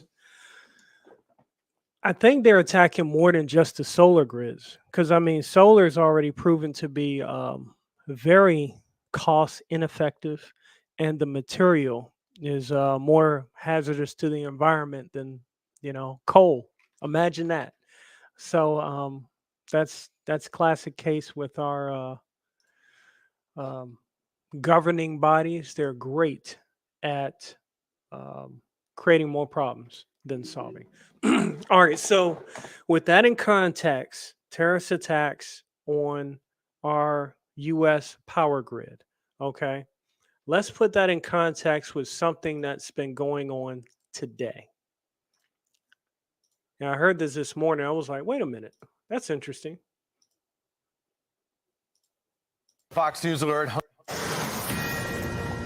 All right, we start with the Fox News alert. Hundreds of flights from coast to coast are either delayed or canceled right now after the FAA experienced a computer system outage. United Airlines just announced all of its flights are grounded until at least 10 a.m. Eastern time. Todd Potterow is following the latest developments for us. Todd? What a tough time to fly, whether it's last year around Christmas and holiday time to now, the FAA announcing a total system failure nationwide, impacting hundreds of flights. Let's take a live look. Nationwide. We are going to Orlando Sanford International, where all flights are delayed until further notice. The FAA tweeting it is, quote, experiencing an outage with its Notice to Air missions system, which provides critical flight safety operation information. We are closely monitoring the situation, which impacts all airlines, and working with the FAA to minimize disruption to our operation and customers. We encourage customers to check AA.com for the latest flight information. As of now, FlightAware is reporting over 1,000 flights have been delayed nationwide. FAA That's crazy, bro. Requiring flights to be grounded, instead allowing each carrier to make its own call. One of those carriers being United Airlines, like I said, grounding all flights until 10 a.m. American releasing the following statement, quote, we are closely monitoring the situation, which impacts all airlines, and working with the FAA to minimize disruption to our operations and customers. FAA says it's working to restore its system, though no word on how long that could take. But again, the key takeaway here, this is related to safety, so it's no surprise that airlines are grounding their planes because safety is their top priority. Back to you. Absolutely. Safety and security. Todd, thank you very much. I'm talking to Lucas Tomlinson. He's over at the Pentagon right now. He says apparently the grounding is because of, and this is an acronym for something I've never heard of before, NOTAMS, which is a non-emergency advisory system to notify pilots before they take off about issues that will impact the flight. Apparently that thing right now is down. The big question is, why? Very inconvenient for the passengers, but better to be safe. Absolutely. I'm Steve Doocy. I'm Brian Kilmeade. And I'm Ainsley. Okay, so that being the current thing, sorry, I keep putting my iPad down. With that being the current thing going on as of this morning, obviously, the flights have gone, back into effect. Everything's, back up off the ground. But I heard a very important and interesting note that one of the anchors had mentioned, and they didn't put it in this clip, ironically. So for that device, the non-emergency device, to be inactive, not available, you don't have a backup. And then this is already reached as far as the Pentagon. Here's the note that I found was really interesting. And it just caused me to put two and two together. This is my opinion. My opinion is all I'm saying. But it's just allowed me to put two and two together, which was interesting. Daily Mail, but I also heard this on Fox News as well earlier.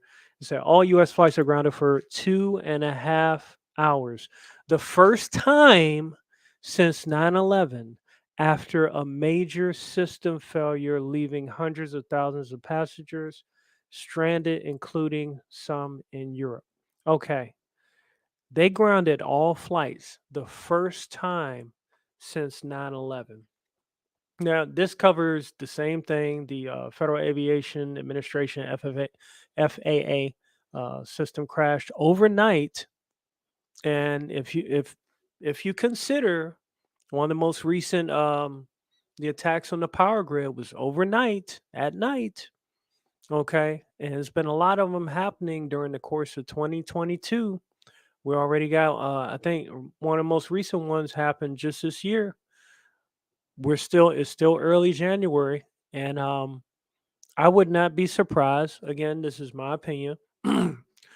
With the not AM system, not AM,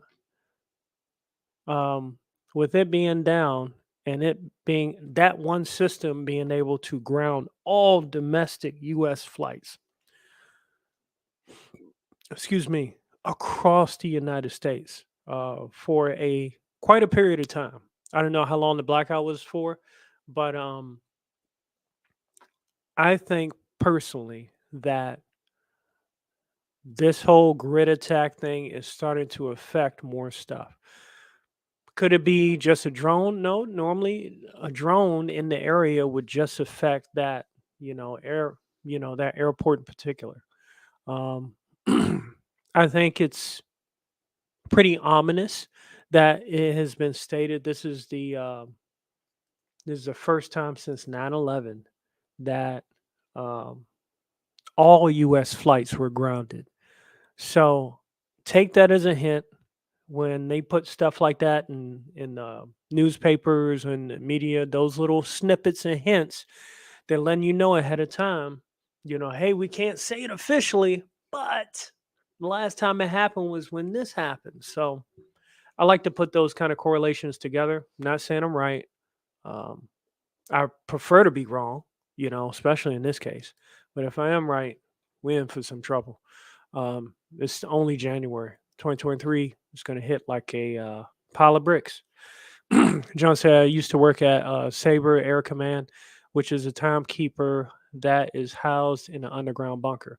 Yeah, you would want to have those kind of protections, and especially protect them from EMP attacks and things of that nature. We have no idea what kind of protection that this had, but hey, if a guy from Iran can travel from Ohio to freaking where did he go? Vegas, and crash a substation and start siphoning off gasoline, from his car to start burning wires. You know, um, who knows what other damage they can do with much more complicated tools of technology. So that's one of the key things you want to look out for. If you don't have some kind of solar generator, like a portable one, in some form of fashion, start investing in one now. Uh, I need to get a what is it, the analog radio, the one that you crank, just in case, because there have been a lot of warnings about that too. If the power grid goes down, you got to have those analog stations, radio for communications, in case something big happens. I remember living in a condo when they were doing rolling blackouts. It was off the chain. I had, I ain't gonna lie, this is truth, 100% truth.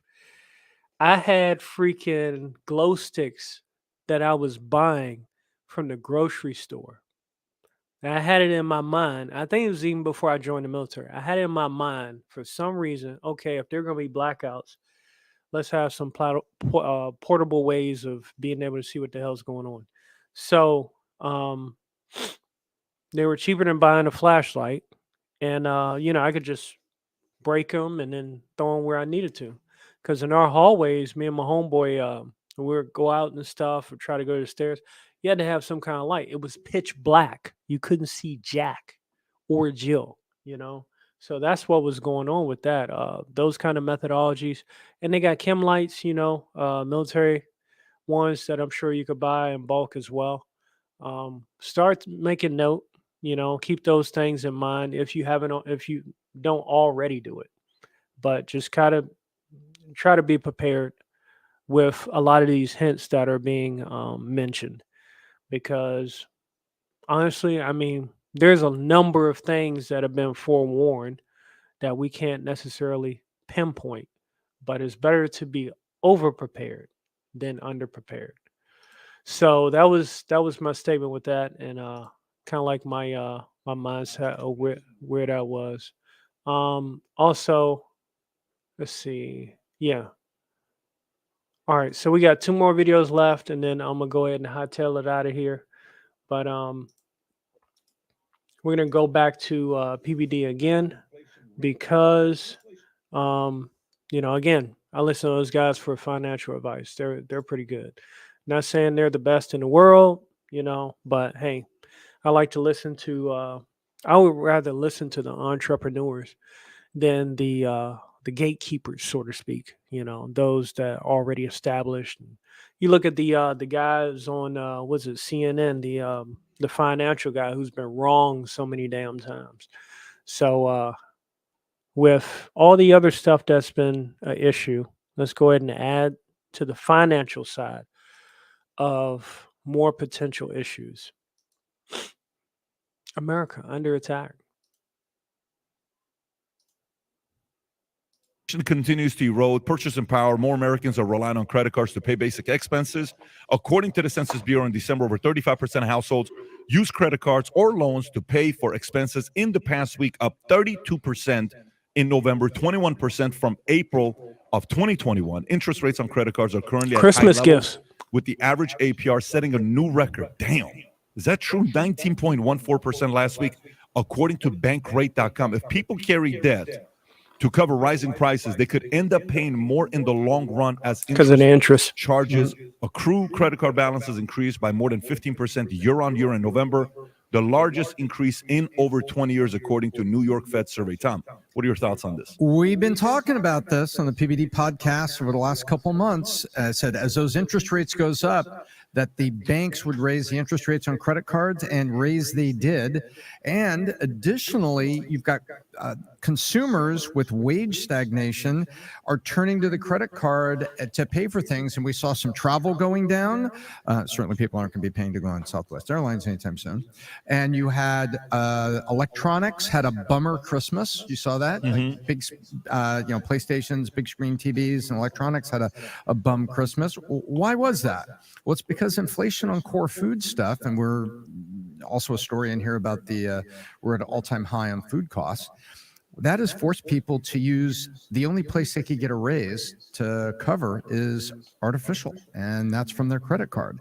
The other side of this, it's very, very interesting, is that this is directly related to housing. People are right now, rents are edging up, and the housing prices are not dropping as fast. So those same consumers are kind of stuck. They can't make a change in their housing costs. Like maybe I'll sell my house and lease something for a year, let prices come down. It's all interrelated here. The pinch is coming. And what's even worse is we're seeing layoffs are going to come February, March, April. We're going to see layoffs pick up. So you got consumers that are already pinched by inflation using their credit card. Layoffs are coming. So everybody that says there's not a recession this year is just not paying attention. It's a layoffs coming ashore, and we can talk more about housing in a little bit. What's going on there? But this is huge, Pat. This is people are being pinched, and we are spinning it in the mainstream media, and we are not talking about the kind of things that need to help the American consumer. Tom, why don't you go into housing? So what do you see happening with housing? What's very interesting right now, what's going on. So because the interest rates are so high, when you put your house on the market, it's hard to find the buyers, and the housing is sitting there longer. So people are not putting that inventory out there. If the inventory was out there, the prices would go down because there's more houses out there. Buyers who could afford the interest rate, even though it's 6-7%, actually, and 8% if your credit's not good. And so the inventory right now is staying steady. So prices are flat. When people say, well, that's great. Yeah, except if you look at the number of transactions aren't happening. Look at the number of new mortgages and number of transactions.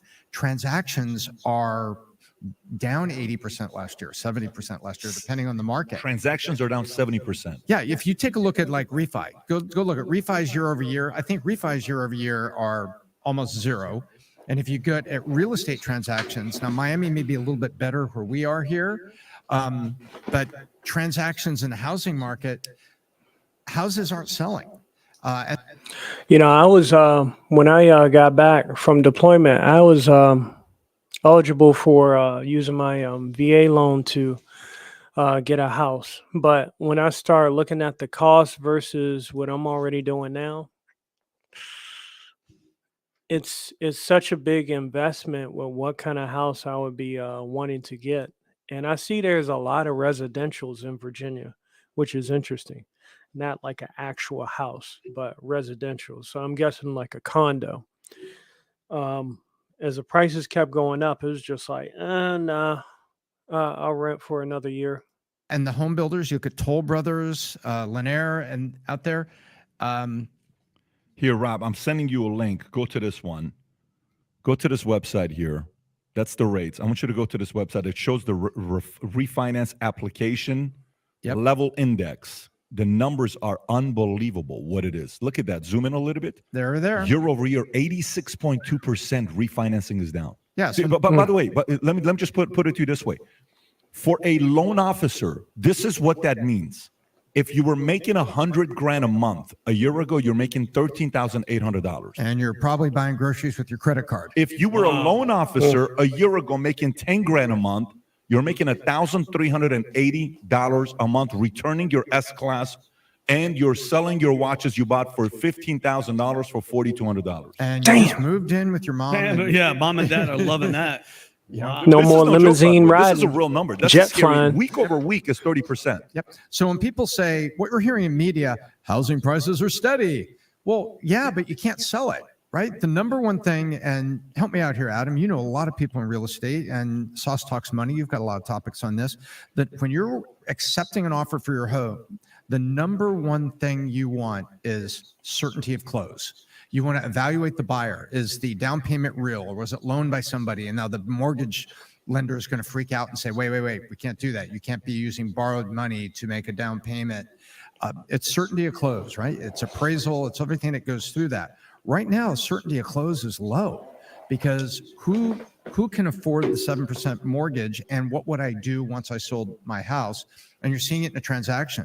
So as soon as the inventory gets out there, housing prices are going to go down. What I and you, Pat, you've been saying this too, by the end of this year, and I'm still holding to my third quarter, in third quarter, Fed will drop rates for the first time, probably early third quarter, 4th of July maybe.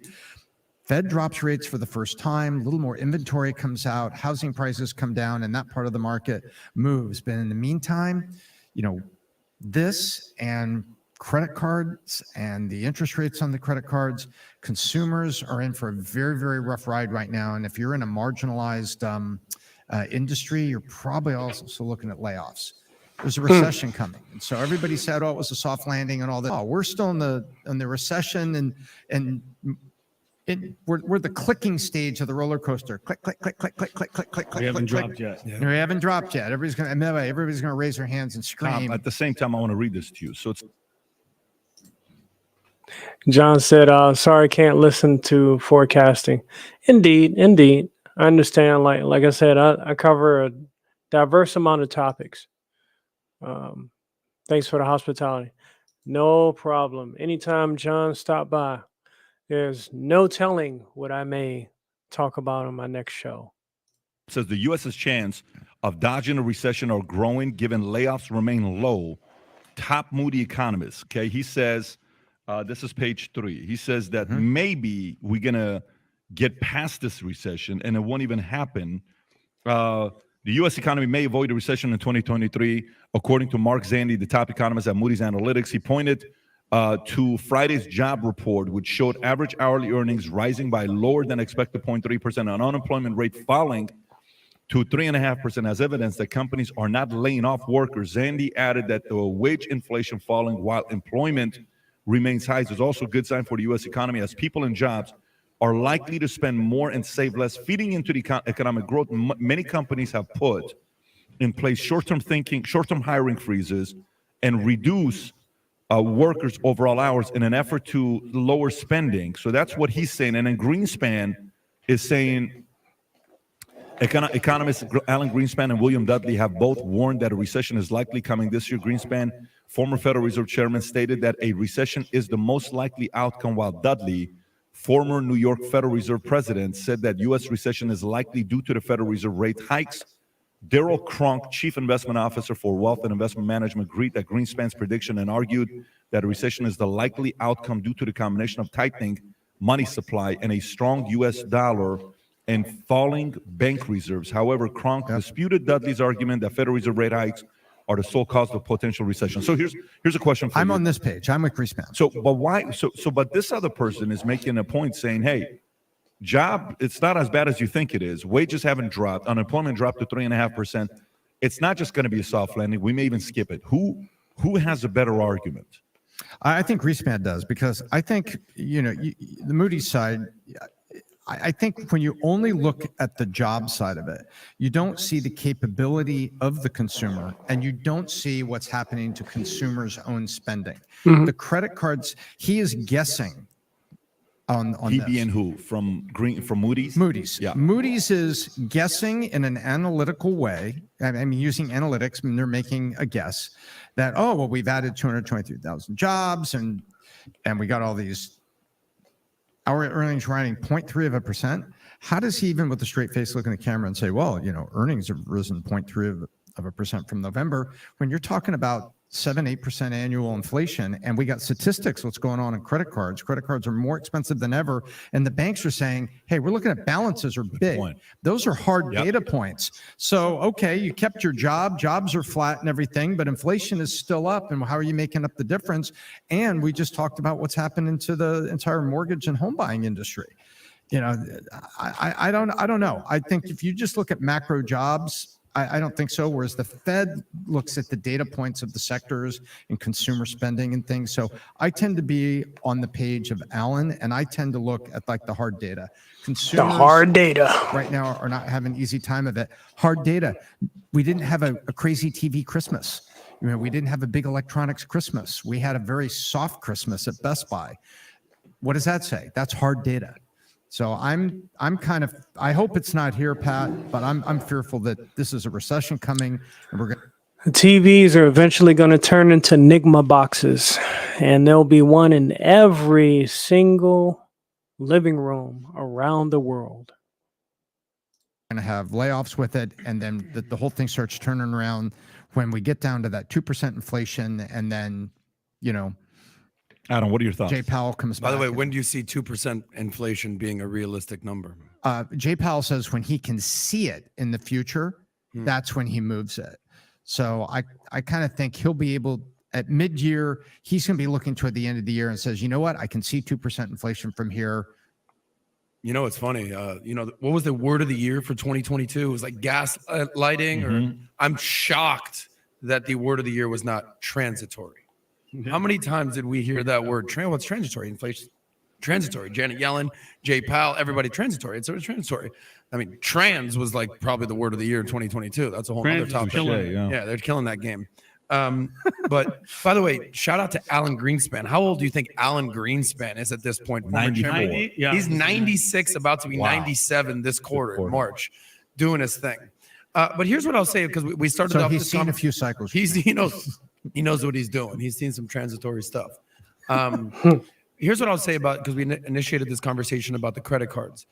What a difference a year makes. Even when at the beginning of COVID, when everybody was on lockdown, you saw the savings rates were going up, credit card debt was going down, people weren't traveling, people weren't spending. All of a sudden, people had to be fiscally conservative. This is crazy, Great point. right? You're getting whether you're getting stimulus checks or unemployment checks, people actually had to be like, holy crap, what is happening right now? Let me get ready for this, have a budget in my life. So people started implementing that. And then after, a year or so of lockdown, fighting on planes, people going nuts, travel came back, airlines came back, airline stocks came back, travel, cruise lines, everything. People started returning to normal. And what is returning to normal in America? Taking on more debt, baby. Living paycheck to paycheck, baby. That's normal here in America. So I am not shocked that these numbers that came back from credit cards, these ridiculous numbers, what is the season that people start spending the most money? Q4. This is the holiday season. Between Thanksgiving, you got, Black Friday, you got Cyber Monday, then you got Christmas season, it's New Year's. You're spending. Like, if I'm this might be alarming, if I'm that person that's living paycheck to paycheck and but really wants to get their significant other or family members toys, not this year, baby. And what you have to understand is when it comes to your money, it's not a month by month thing. It's not even it's you have to look at it year over year over year, because you might have had a situation in 2020 where you were able to actually to save some money and pay down some debt. But in 2021, there it was again, back to your normal. That's the return to normal that most Americans don't really fully understand, is that you're going back to credit cards. So these numbers are horrible. Like for someone that considers themselves a personal finance expert, that's my thing. Tom, you're more macroeconomics. You understand the big picture. I like helping people that make 50 grand a year, 100 grand a year, 200 grand a year. How can you maximize the most out of your money? And when I see stats like this, it's like, of course you're back to paycheck, because did you really need to spend 3 grand during the holiday seasons? And then here's what's going to happen now over the next 6 months. Prediction time. Tax season's coming up. Okay. What are you going to do with your refund? I'm asking you. If you get a $5,000 refund, does that go into your Roth IRA? Are you going to max out your 401k? Or is it summer season coming around? The hot girl summer, white boy summer. Now we're going on vacation. Now we're going to St. Bart's. Now we're going to Mykonos. Now we're traveling. Levy said, taking a break later. Thanks for stopping by, man. Greatly appreciate it. These situations that you do with $3, $4, $5, $6, $10,000, what you decide to do with that type of money will literally change your life. But you have to do it year over year over year over year. But most Americans are living paycheck to paycheck, thinking month to month.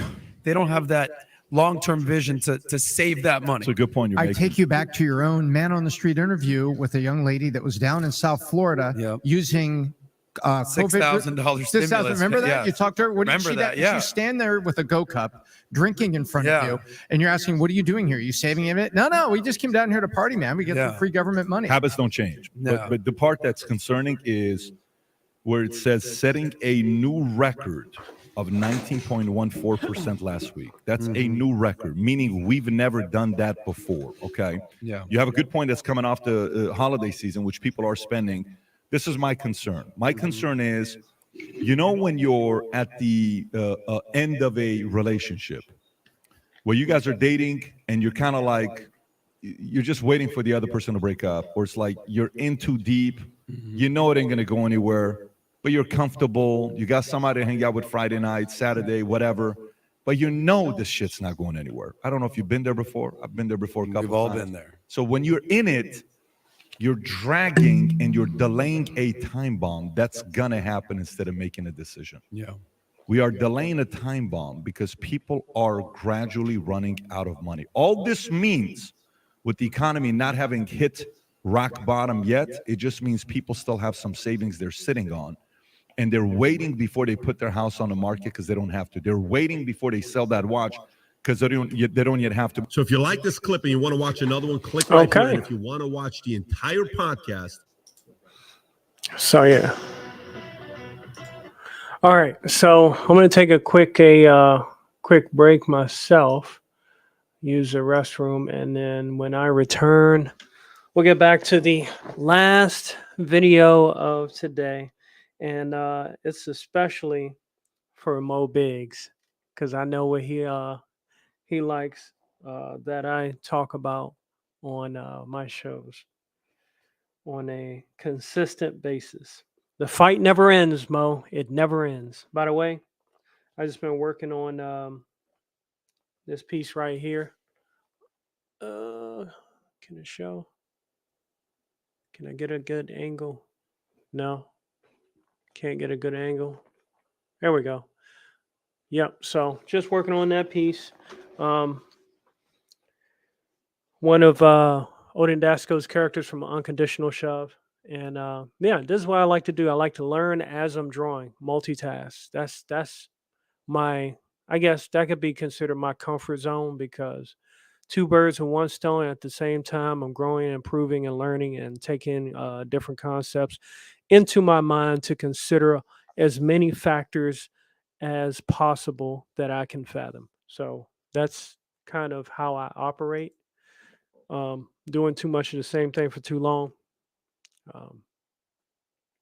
I can do that to a point, but I gotta keep learning. That's something I have to do.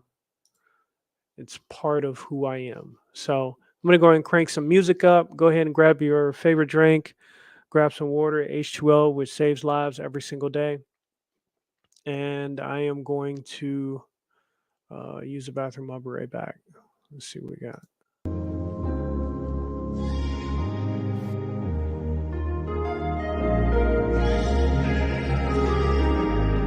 That's what I got. Standing in the cold, cold rain, I don't even feel the pain. Anything to step away. I know we could both do better. Wish you would've left me here. Now I'm just controlled by fear. What's the point in our reflection if you never look in the mirror? Counting the days until you're gone, waiting for us to carry on. Oh, I'm running, what am I running from? Time's going by, but where's the time going? I tried to give you everything, you took it all and took it for granted. If you're still falling out of love, maybe it's 'cause it's not enough.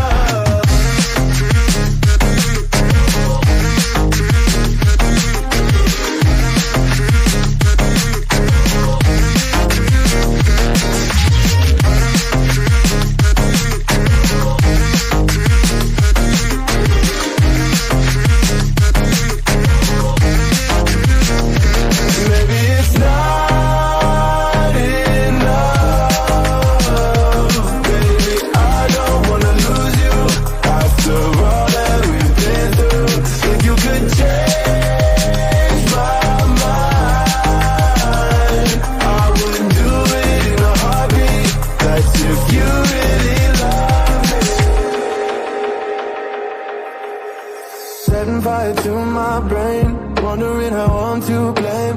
You're the one who doesn't dream, so why are you always sleeping? I remember when you said you're afraid of what's ahead. What happened to ride or die? I asked and you just start crying. How are you acting so surprised? Haven't you seen it in my eyes? Oh, I'm running, what am I running from? Time's going by, but where's the time going? I tried to give you everything, you took it all and took it for granted. If you're still falling out of love, maybe it's 'cause I'm not enough.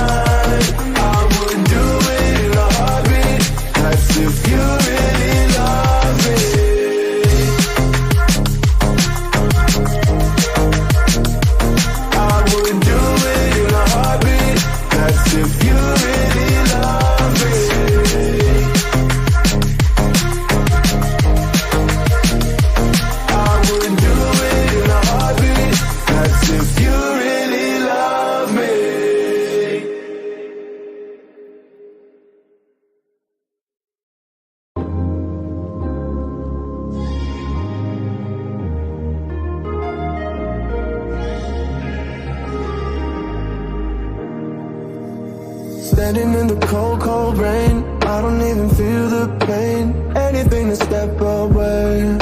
I know we could both do better. Wish you would've left me here. Now I'm just controlled by fear. What's the point in our reflection if you never look in the mirror? Counting the days until you're gone, waiting for us to carry on. Oh, I'm running, what am I running from?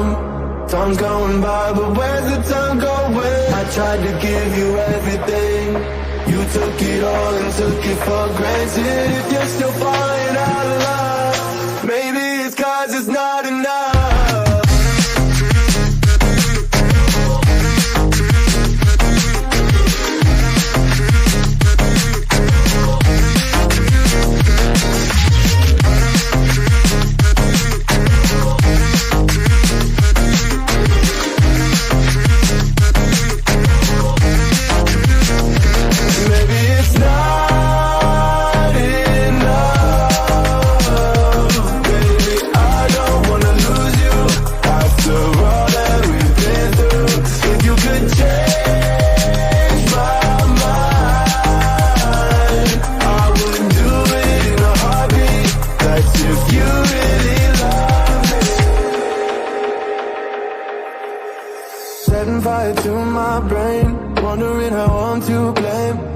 one who doesn't dream.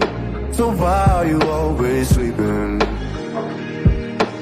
I remember when you said you're afraid of what's ahead. What happened to ride or die? I asked and you just start crying. How are you acting so surprised? Haven't you seen it in my eyes? Oh, I'm running, what am I running from? Time's going by, but where's the time going?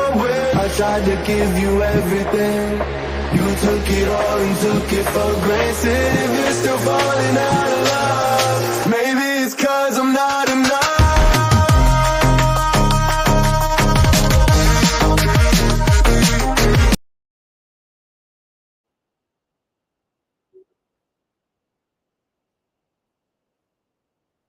All right, we are back for the last segment of today's show, which is America Under Attack. Now, we've covered a number of things. We talked about attack on America medically or biologically, however way you want to look at it. The remedy for it being something possibly even more hazardous. We've covered terrorism, attacks on America that are very nonchalant for some reason. They're not front, head, and center on the news as it should be, or shouldn't be main. It should be mainstream news, but other countries' stuff and business is apparently more important to domestic media than domestic problems. What else? We talked about. Well, we could take the financial issues that are to come as a form of America under attack as well, given administrations and things that people have done. Now, there's another way that America has been attacked, and it's been going on for a hot minute. And again, I get it. If you don't agree with some of the things I'm sharing, that's completely fine. Excuse me. I cover an array of topics. I try to correlate them as best as I can to help them make sense to me. If it doesn't make sense to others, that's fine. I get it. It's not a problem. But yeah, another way America's been under attack has been spiritually. That's been going on for a while. Now I get it. That may be a non-conversation right there. That's fine. I just invite you to try to listen, and you might find some things interesting, as I do. I try to find a little bit of everything interesting, except for shenanigans. No, I'm kidding. There are some shenanigans that are interesting, but not all the time. All right. So here we go. This is Trey Smith of God in a Nutshell, and here on the screen behind me, what I have is the drone display for the 2023 celebration in South Korea, and what they of all the different things they could go with. These are quickly becoming a replacement in many places for fireworks, and these shows are getting more and more dramatic. What they went for in this case, what they wanted to display as well for the year of 2023 was that's a drone show. Human head with binary 1 and 0 digits on it, and inside the head is the AI. Now, if you recall, back in about roughly 2010, in that time frame, there was the entire outbreak of these claimed mirages. This one occurring, of course, in East. This is one of the more famous ones, appearing in East China, where there were. Many would claim they were mirages in the sky. Others were claiming that the kingdom of heaven was just peeking through from the clouds. In many cities and places in Asia, this was occurring. To me, at that time, and more so today, it would appear that somebody is playing with technologies in the skies that at some point could be pretty compelling and even frightening. This video surfaced out of China, and it looks like their city is floating in the clouds. Of course, we can't verify if the video is real or not, but we have seen things like this before. This is a type of superior mirage called a Fata Morgana, where air temperature near the surface is actually cooler than the air above. It can make objects appear like they are stacked on top of each other, or in this case, like a city floating in the clouds. So now fast forwarding to today, this is the display from South Korea for those are actual drones in the sky making 2023, the year 2023. It's my understanding 2024 is the year of the dragon, but I'd like you to see mesmerizing displays, by the way. In fact, here's what it looks like as the drones take off in this grid-shaped formation behind me. They come up into the sky and they make these 4 different grid-like, very electro-tron from the 1980s looking. That's a lot of drones. Sky before they're going to go forth and I guess give the message of the new year. Now, I will point out that some of the lucky numbers in China are, well, one of the big ones is 6. 6 is often affiliated with the dragon. So if you were born in the year of the dragon, the 6 would be, according to the Chinese, a lucky number.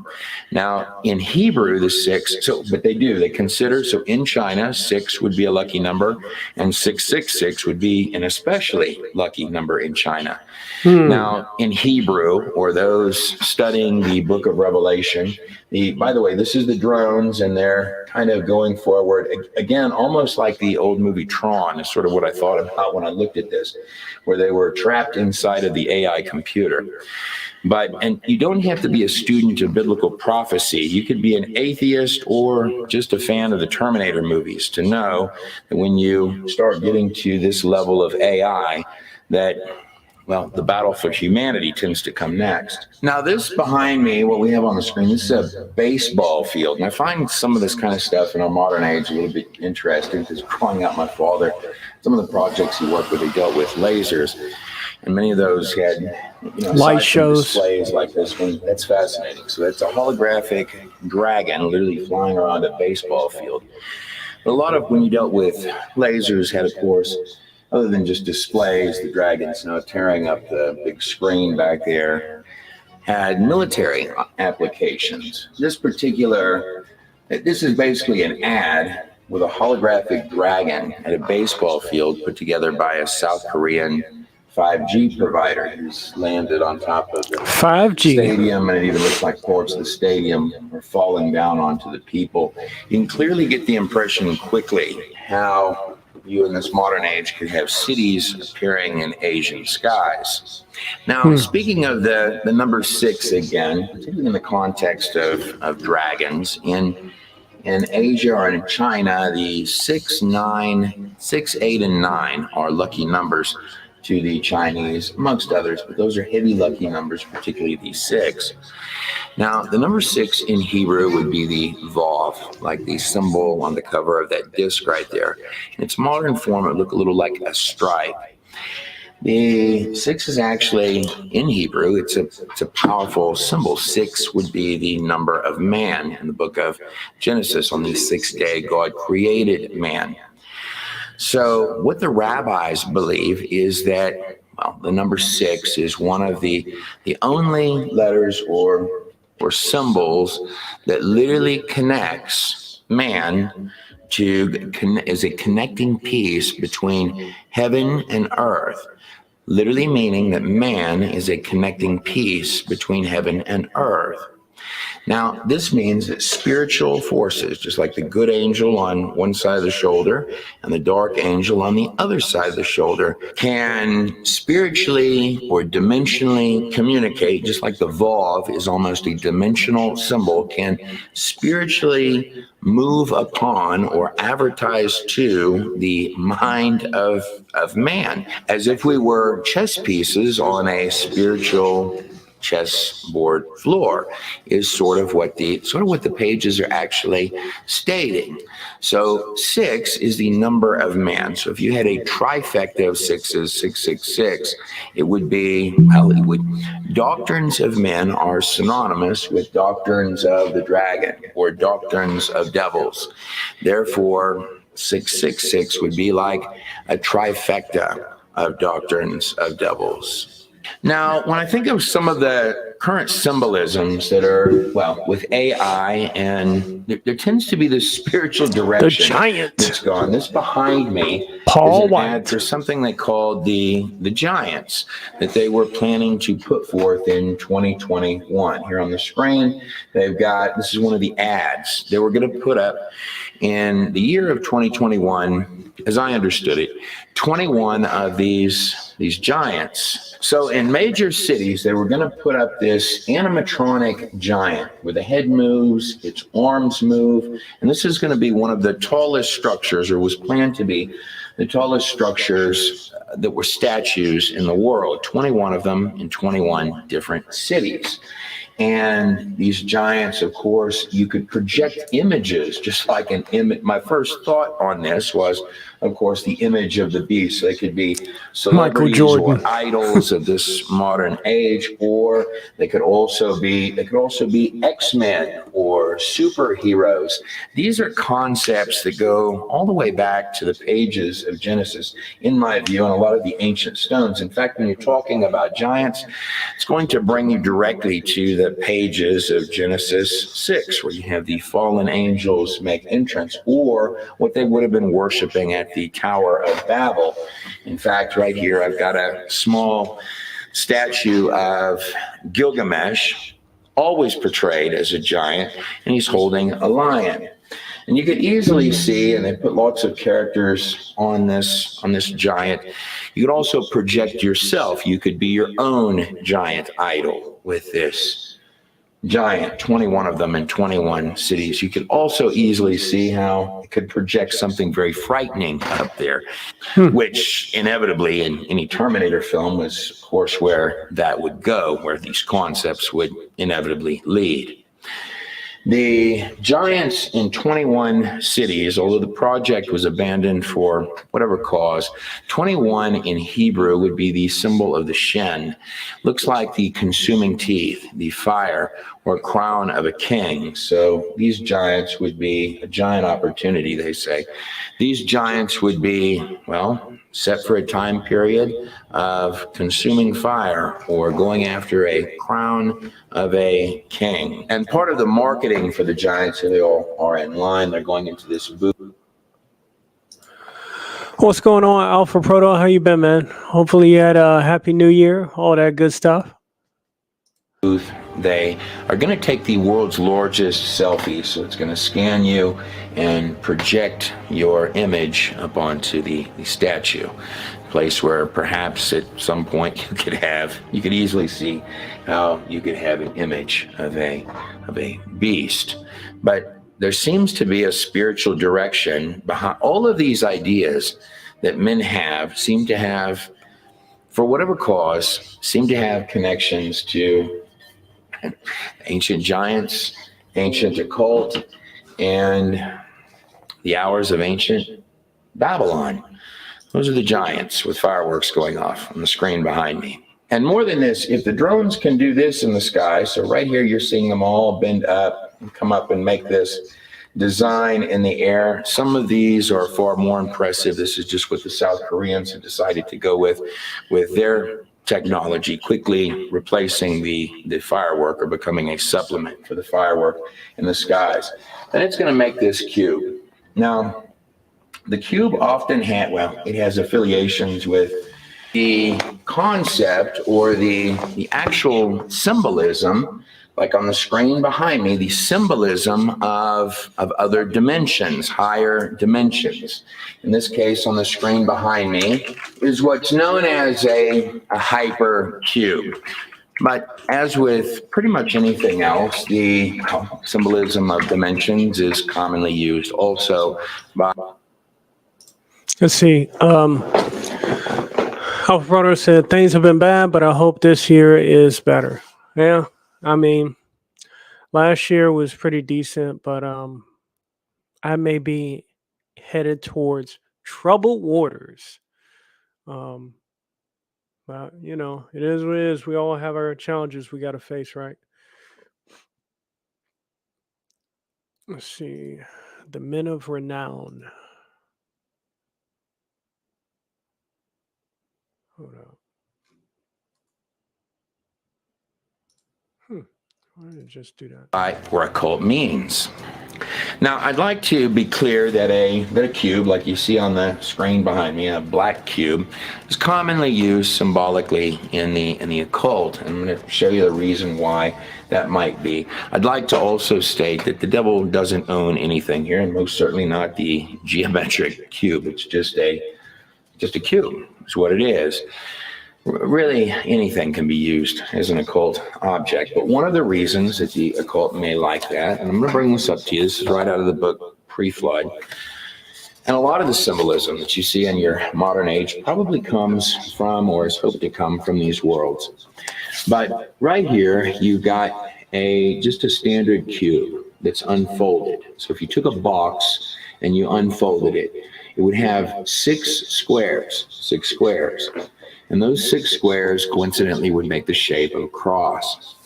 Over here, I've got Salvador Dali's Tesseract, is what it is. A tesseract represents a fourth dimensional or a higher dimensional object unfolded into our three-dimensional space. Wait a minute. Hold up. The Tesseract. Hold up. Alpha Proteus, I was thinking about setting my fantasy comic book pre-flood in Pangea. Interesting. Wait a minute. The Tesseract. Why does that sound familiar? Oh yeah, the Tesseract, also called the cube, was a crystalline cube-shaped containment vessel for the Space Stone, one of the 6 infinity stones that predate the universe and possesses unlimited energy. It was used by various ancient civilizations before coming into Asgardian hands, kept inside Odin's vault. Eventually, it was brought to Earth and left in Tunsberg, where it was guarded by devoted Asgardian worshippers. In 1942, the Tesseract was retrieved by Johann Schmidt, the leader of Hydra, who used the Tesseract to power advanced weaponry in order to defeat allies during World War II. Following Schmidt's defeat at the hands of Captain America in 1945, the Tesseract fell into Arctic waters, and where it was recovered by Howard Stark, the Tesseract was then kept in a Camp Lean in New Jersey, where it remained at least until 1970. Very interesting. And the cube via was it the Space Stone? I think that's what the cube was in the MCU. It moved to other dimensions, didn't it?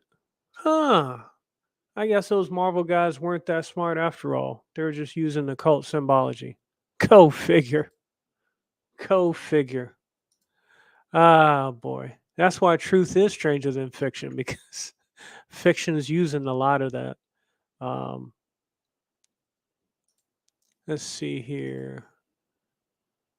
Let me continue. So Alpha Proto saying it's not a good idea to play around with the Bible, so I don't know if I will set my story in the real world.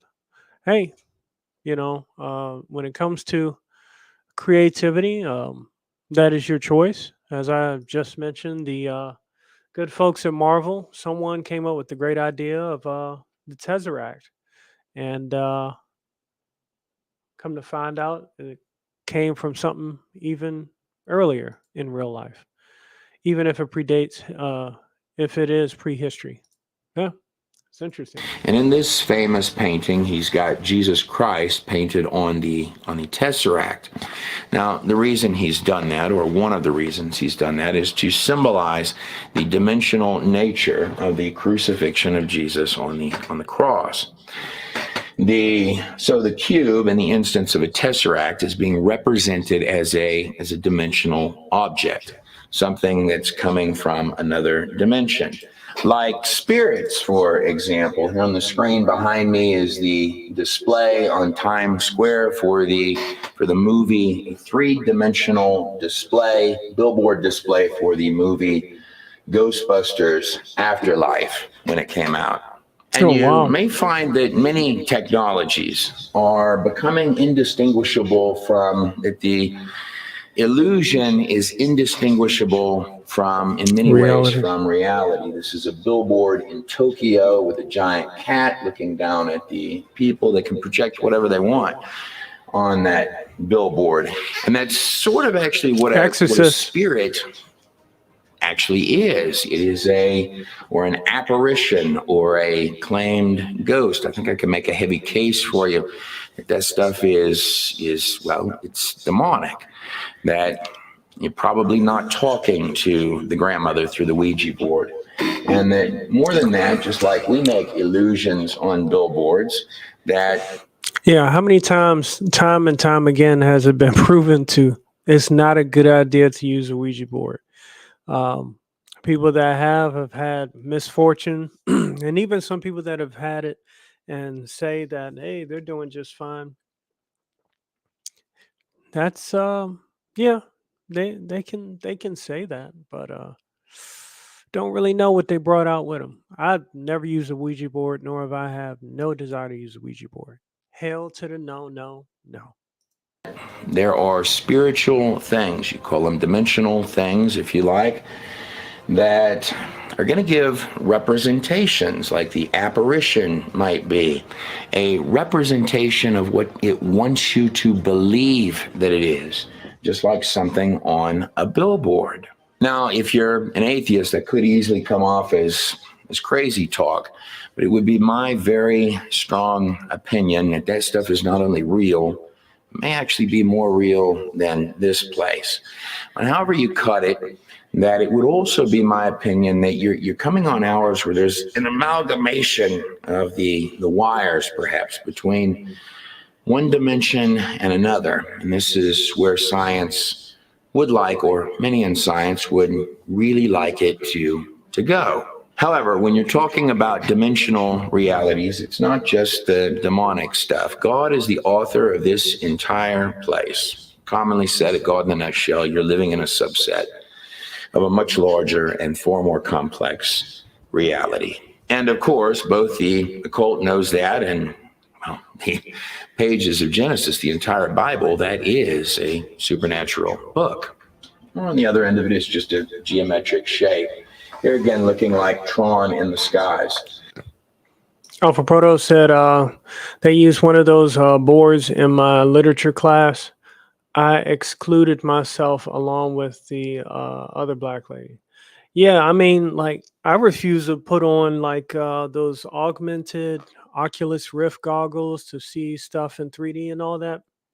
I don't want that stuff over my eyes because I don't want to lose what level of awareness of this dimension. I guess that's the best way I can explain it. I don't want the barrier between, reality and fiction to be thinned out. You know what I mean? So I stay away from that. I never considered that. Yeah, between the Oculus Rift, you look at Elon Musk, Neuralink, all those things attribute to those things that this guy's explaining, like the apparitions of things that's not there, but from another dimension or plane, just like explain what is real. If it's, chemicals and electrical brain signals interpreted by the brain, then reality could be technically anything.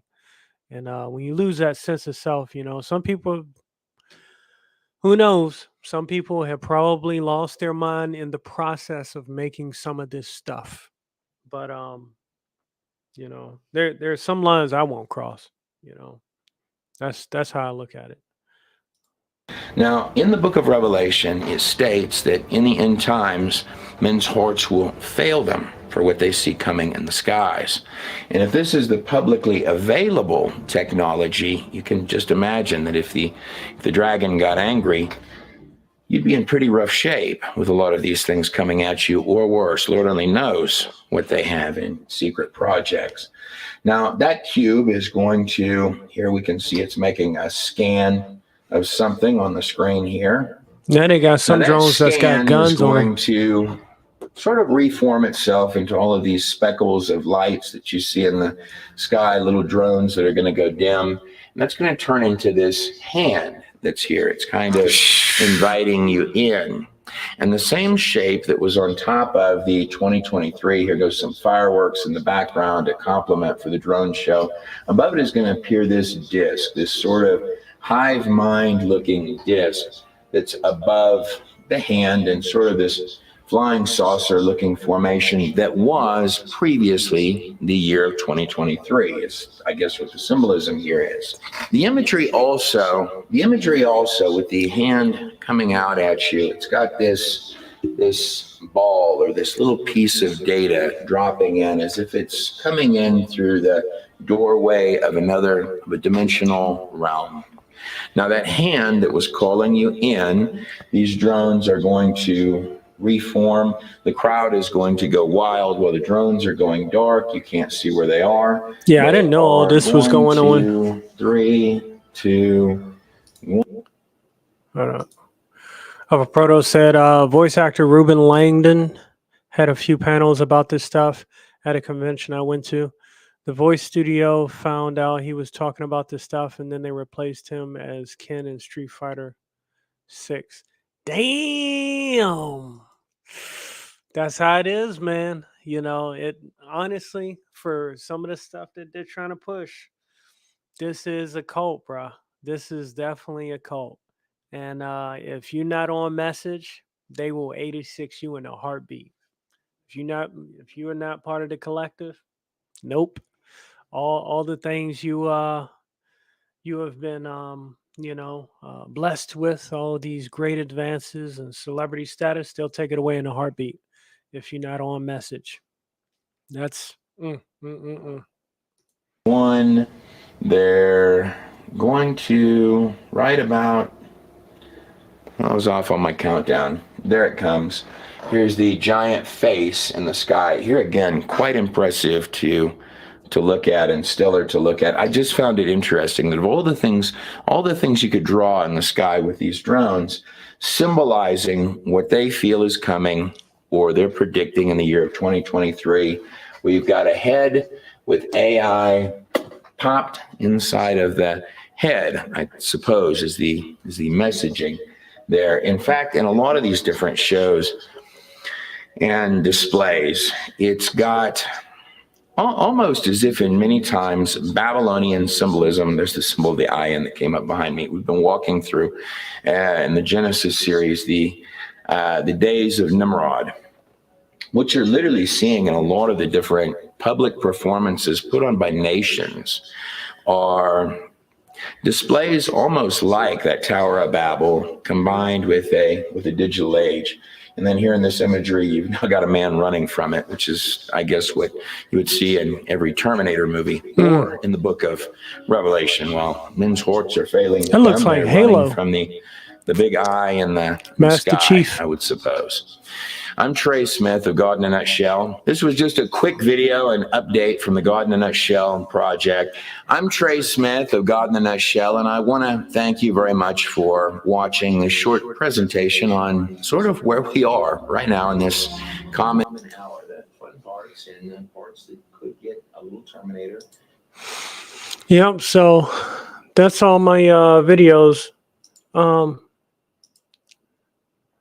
They did a drone show during the Olympics. Yeah, it's becoming pretty common. The Olympics, New Year's, Super Bowl shows. They did one, I think, one with Lady Gaga or somebody. And yeah, it's those drone things are becoming pretty common now. It's unique. What's going on, Night Scribe? How's it going, sir? He said, I think I remember watching some of this guy's older vids years back. Yeah, same here. You know, some of this stuff I'll catch here and there. Sometimes I'll revisit it. I would love to do a show on there was a series about 70 videos, but I think I only managed to salvage 60 of them before they got purged from the internet. It was called The Industry Exposed, that talked about a lot of satanic symbolism within the music industry. And yeah, Yeah, Alpha Proto, you're asking the obvious. Is this still an art channel? You may want to change your name too. Finding Truth with Rob Wilson. Rob, look up Project Bluebeam. Your head will explode. Well, that's what we just went over with the drones and the light show. That's basically Project Bluebeam, but dealing with laser light. Correct. And yeah, yes, this is still Alpha Proto. Always asking the challenging questions. Yeah, so I've been working on this. It's a fan art piece of one of the characters from Unconditional Shove. And yeah, I hope to put this as a one off canvas. So once, you know, me and Odin have kind of talked about it as to what to do with it. But if I can put it on canvas, get it printed on canvas, then I'll destroy the file. That's where I think we're going with this AI art thing now. I'm about to start saying, hey, look, this is the only piece that I've done, the only physical copy that I've done of this piece of art. There are no copies of it. There are no duplications. So whoever gets it, has it. That is it. Alpha Proto said very dynamic drawing. Thanks. Yeah, I used a reference from Pinterest, and it came out pretty good.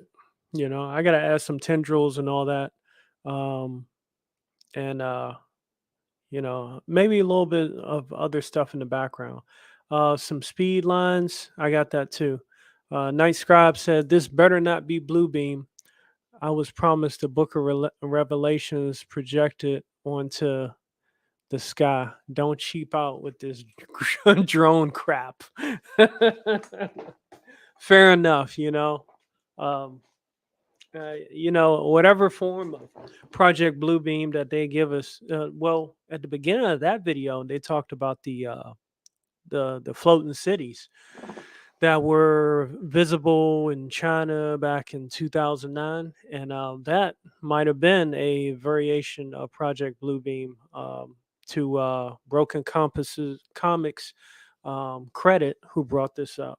So I think they've been doing trial runs. Again, if that's the public version, imagine what they got, privately, the much more advanced stuff. Military application will even be more dangerous. Y'all remember, what was it? Angel Has Fallen, the last installment of Olympus Has Fallen. The key main scene of that movie was a swarm of explosive drones. And I talked to somebody about it. They were like, there's no way they could coordinate all that in one time. I mean, we just saw a video where they were coordinated. They weren't moving that fast.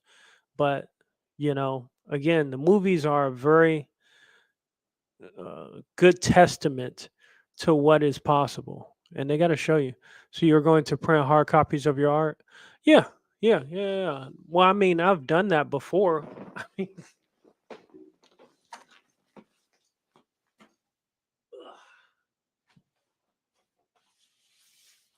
here's one right here. You know what I'm saying? Alpha Proto. This is a big piece. I might sell this too, but I don't know who might be interested in it. Probably a little too dark, right? A little freaky deaky. And it's even got, it's even got the Palace of Nipple too. So I'll put that up later. I don't want nothing to fall while I'm live streaming. That wouldn't be a good thing. So yeah, I do I like to get custom prints done, even metal prints as well. But that's what I think I'm gonna start doing with my art, man. I'm gonna be doing one-off. I'll do digital art. I'll print it on one canvas, or maybe do a limited amount of copies, and whoever gets them gets them. That's it. I'm deleting the file. Broken Compass said looks great. Thank you, sir.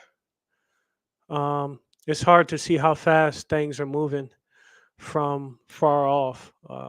Things look slower. Things look slower the farther away they are. Yeah, that's true. But January speeding up. We're already 1/3 through January 2023. Alpha Proto said, very cool. How would that print look under blue light?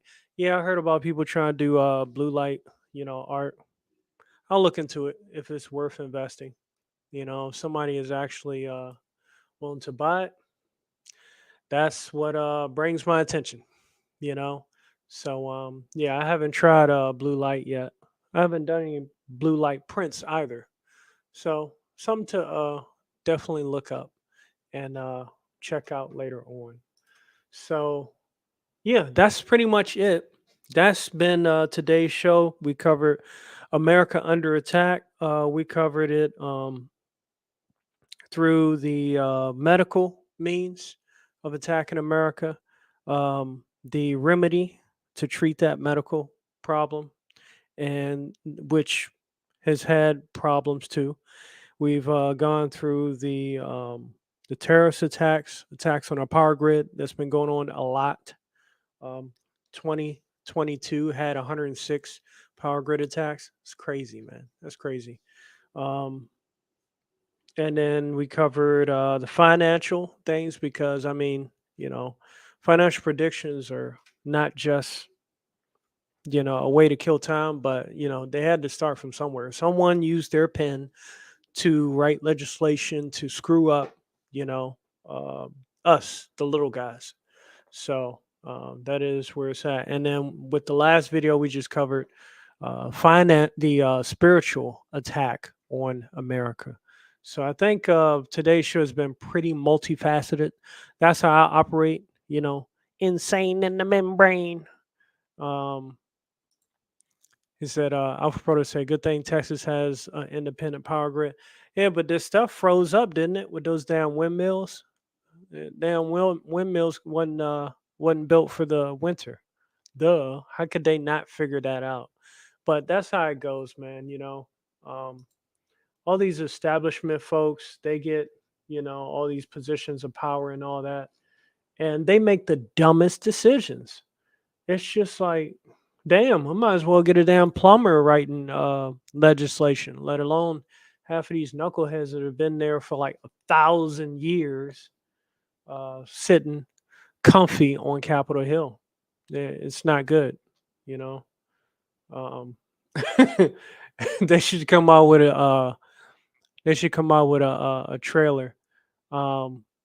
Politics. So easy, even a caveman can do it. You know what I'm saying? Yeah, that was a bummer. So yeah. But yeah, that's all I got, man. We're about to head into the 3-hour mark, but I gotta go ahead and start working on this art software class, working on another thing, which I'd like to reveal a later date. There's only one person, maybe two people I've talked to about what I'm working on, but I want to get good enough at it to where I can start showcasing it with you guys on a regular basis, because this style, I don't think it would have much significance if somebody took a snapshot of it with the direction that I kind of want to go. I always try to add to my skill set if I can and learn as I go. I'm Rob Wilson. Remember to keep it Omni, guys. Thanks everybody that stopped by. God bless America, because we really, really do need it. Folks are tripping out here. Thank you, Alpha Proto, for stopping by. Broken Compass Comics. Thank you, sir. Hope you're doing well. Night Scribe, thanks for stopping in, man. Greatly appreciated. Wish we had more time, but schedule. Levi Skeen, thank you for stopping by as well. John Anonymous, Shipbird Militia, J Bot Art, Admiral Wackass, General Piggy, Mo Biggs. Damn, it was a lot of y'all came through today, man. I greatly appreciate it. Admiral Wackass. I think that's Boss Brown. I think there's one more person. No, that's it. Oh, Comic Talk with Pops Van Zant. Thanks for stopping by. I went to basic training with a Van Zant. He was in law enforcement. But yeah, y'all take care, man. Thanks, everybody. Have a good one. Have a good one. Alpha Proto said, have a good one. May God bless you. Thank you, man. Peace and blessings to you as well. I got to start searching for your stuff too, man, because I don't know when you're on. So I'll look for your schedule, or I'll probably just inbox you, and ask you when's the next time you're on. Got to show support. Mad love for showing love. Peace and respect. One love always for the God above. Y'all take care. And peace. If you have a piece of crack cocaine no bigger than this quarter that I'm holding in my hand, $1/4 of $1, we passed a law through the leadership of Senator Thurmond and myself and others, a law that says if you're caught with that, you go to jail.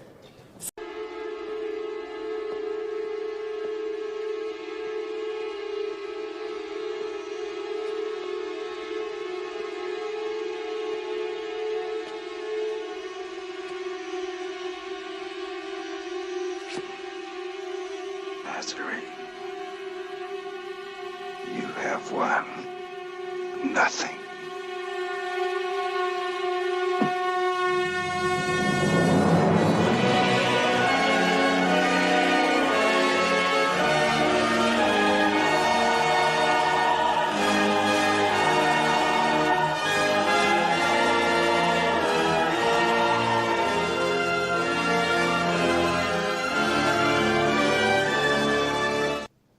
Is this true? Yes, it's true.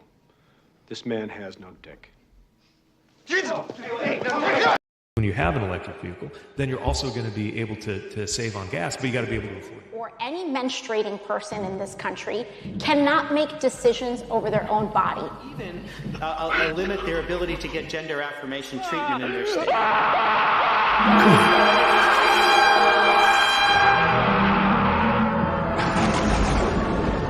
It is now my distinct honor to introduce the Chief Justice of the Supreme Court of the United States, John Roberts, to administer the presidential oath to the next President of the United States, Joseph R. Biden. The significance of the passage of time. So when you think about it, there is great significance to the passage of time. And by the way, I sit on the stand, and it get hot. I got hairy legs. And the kids used to come up and reach in the pool and rub my leg down. You got more questions, but I tell you, if you have a problem figuring out whether you're for me or Trump, and you ain't black. You've been patient, but our patience is wearing thin, and your refusal has cost all of us.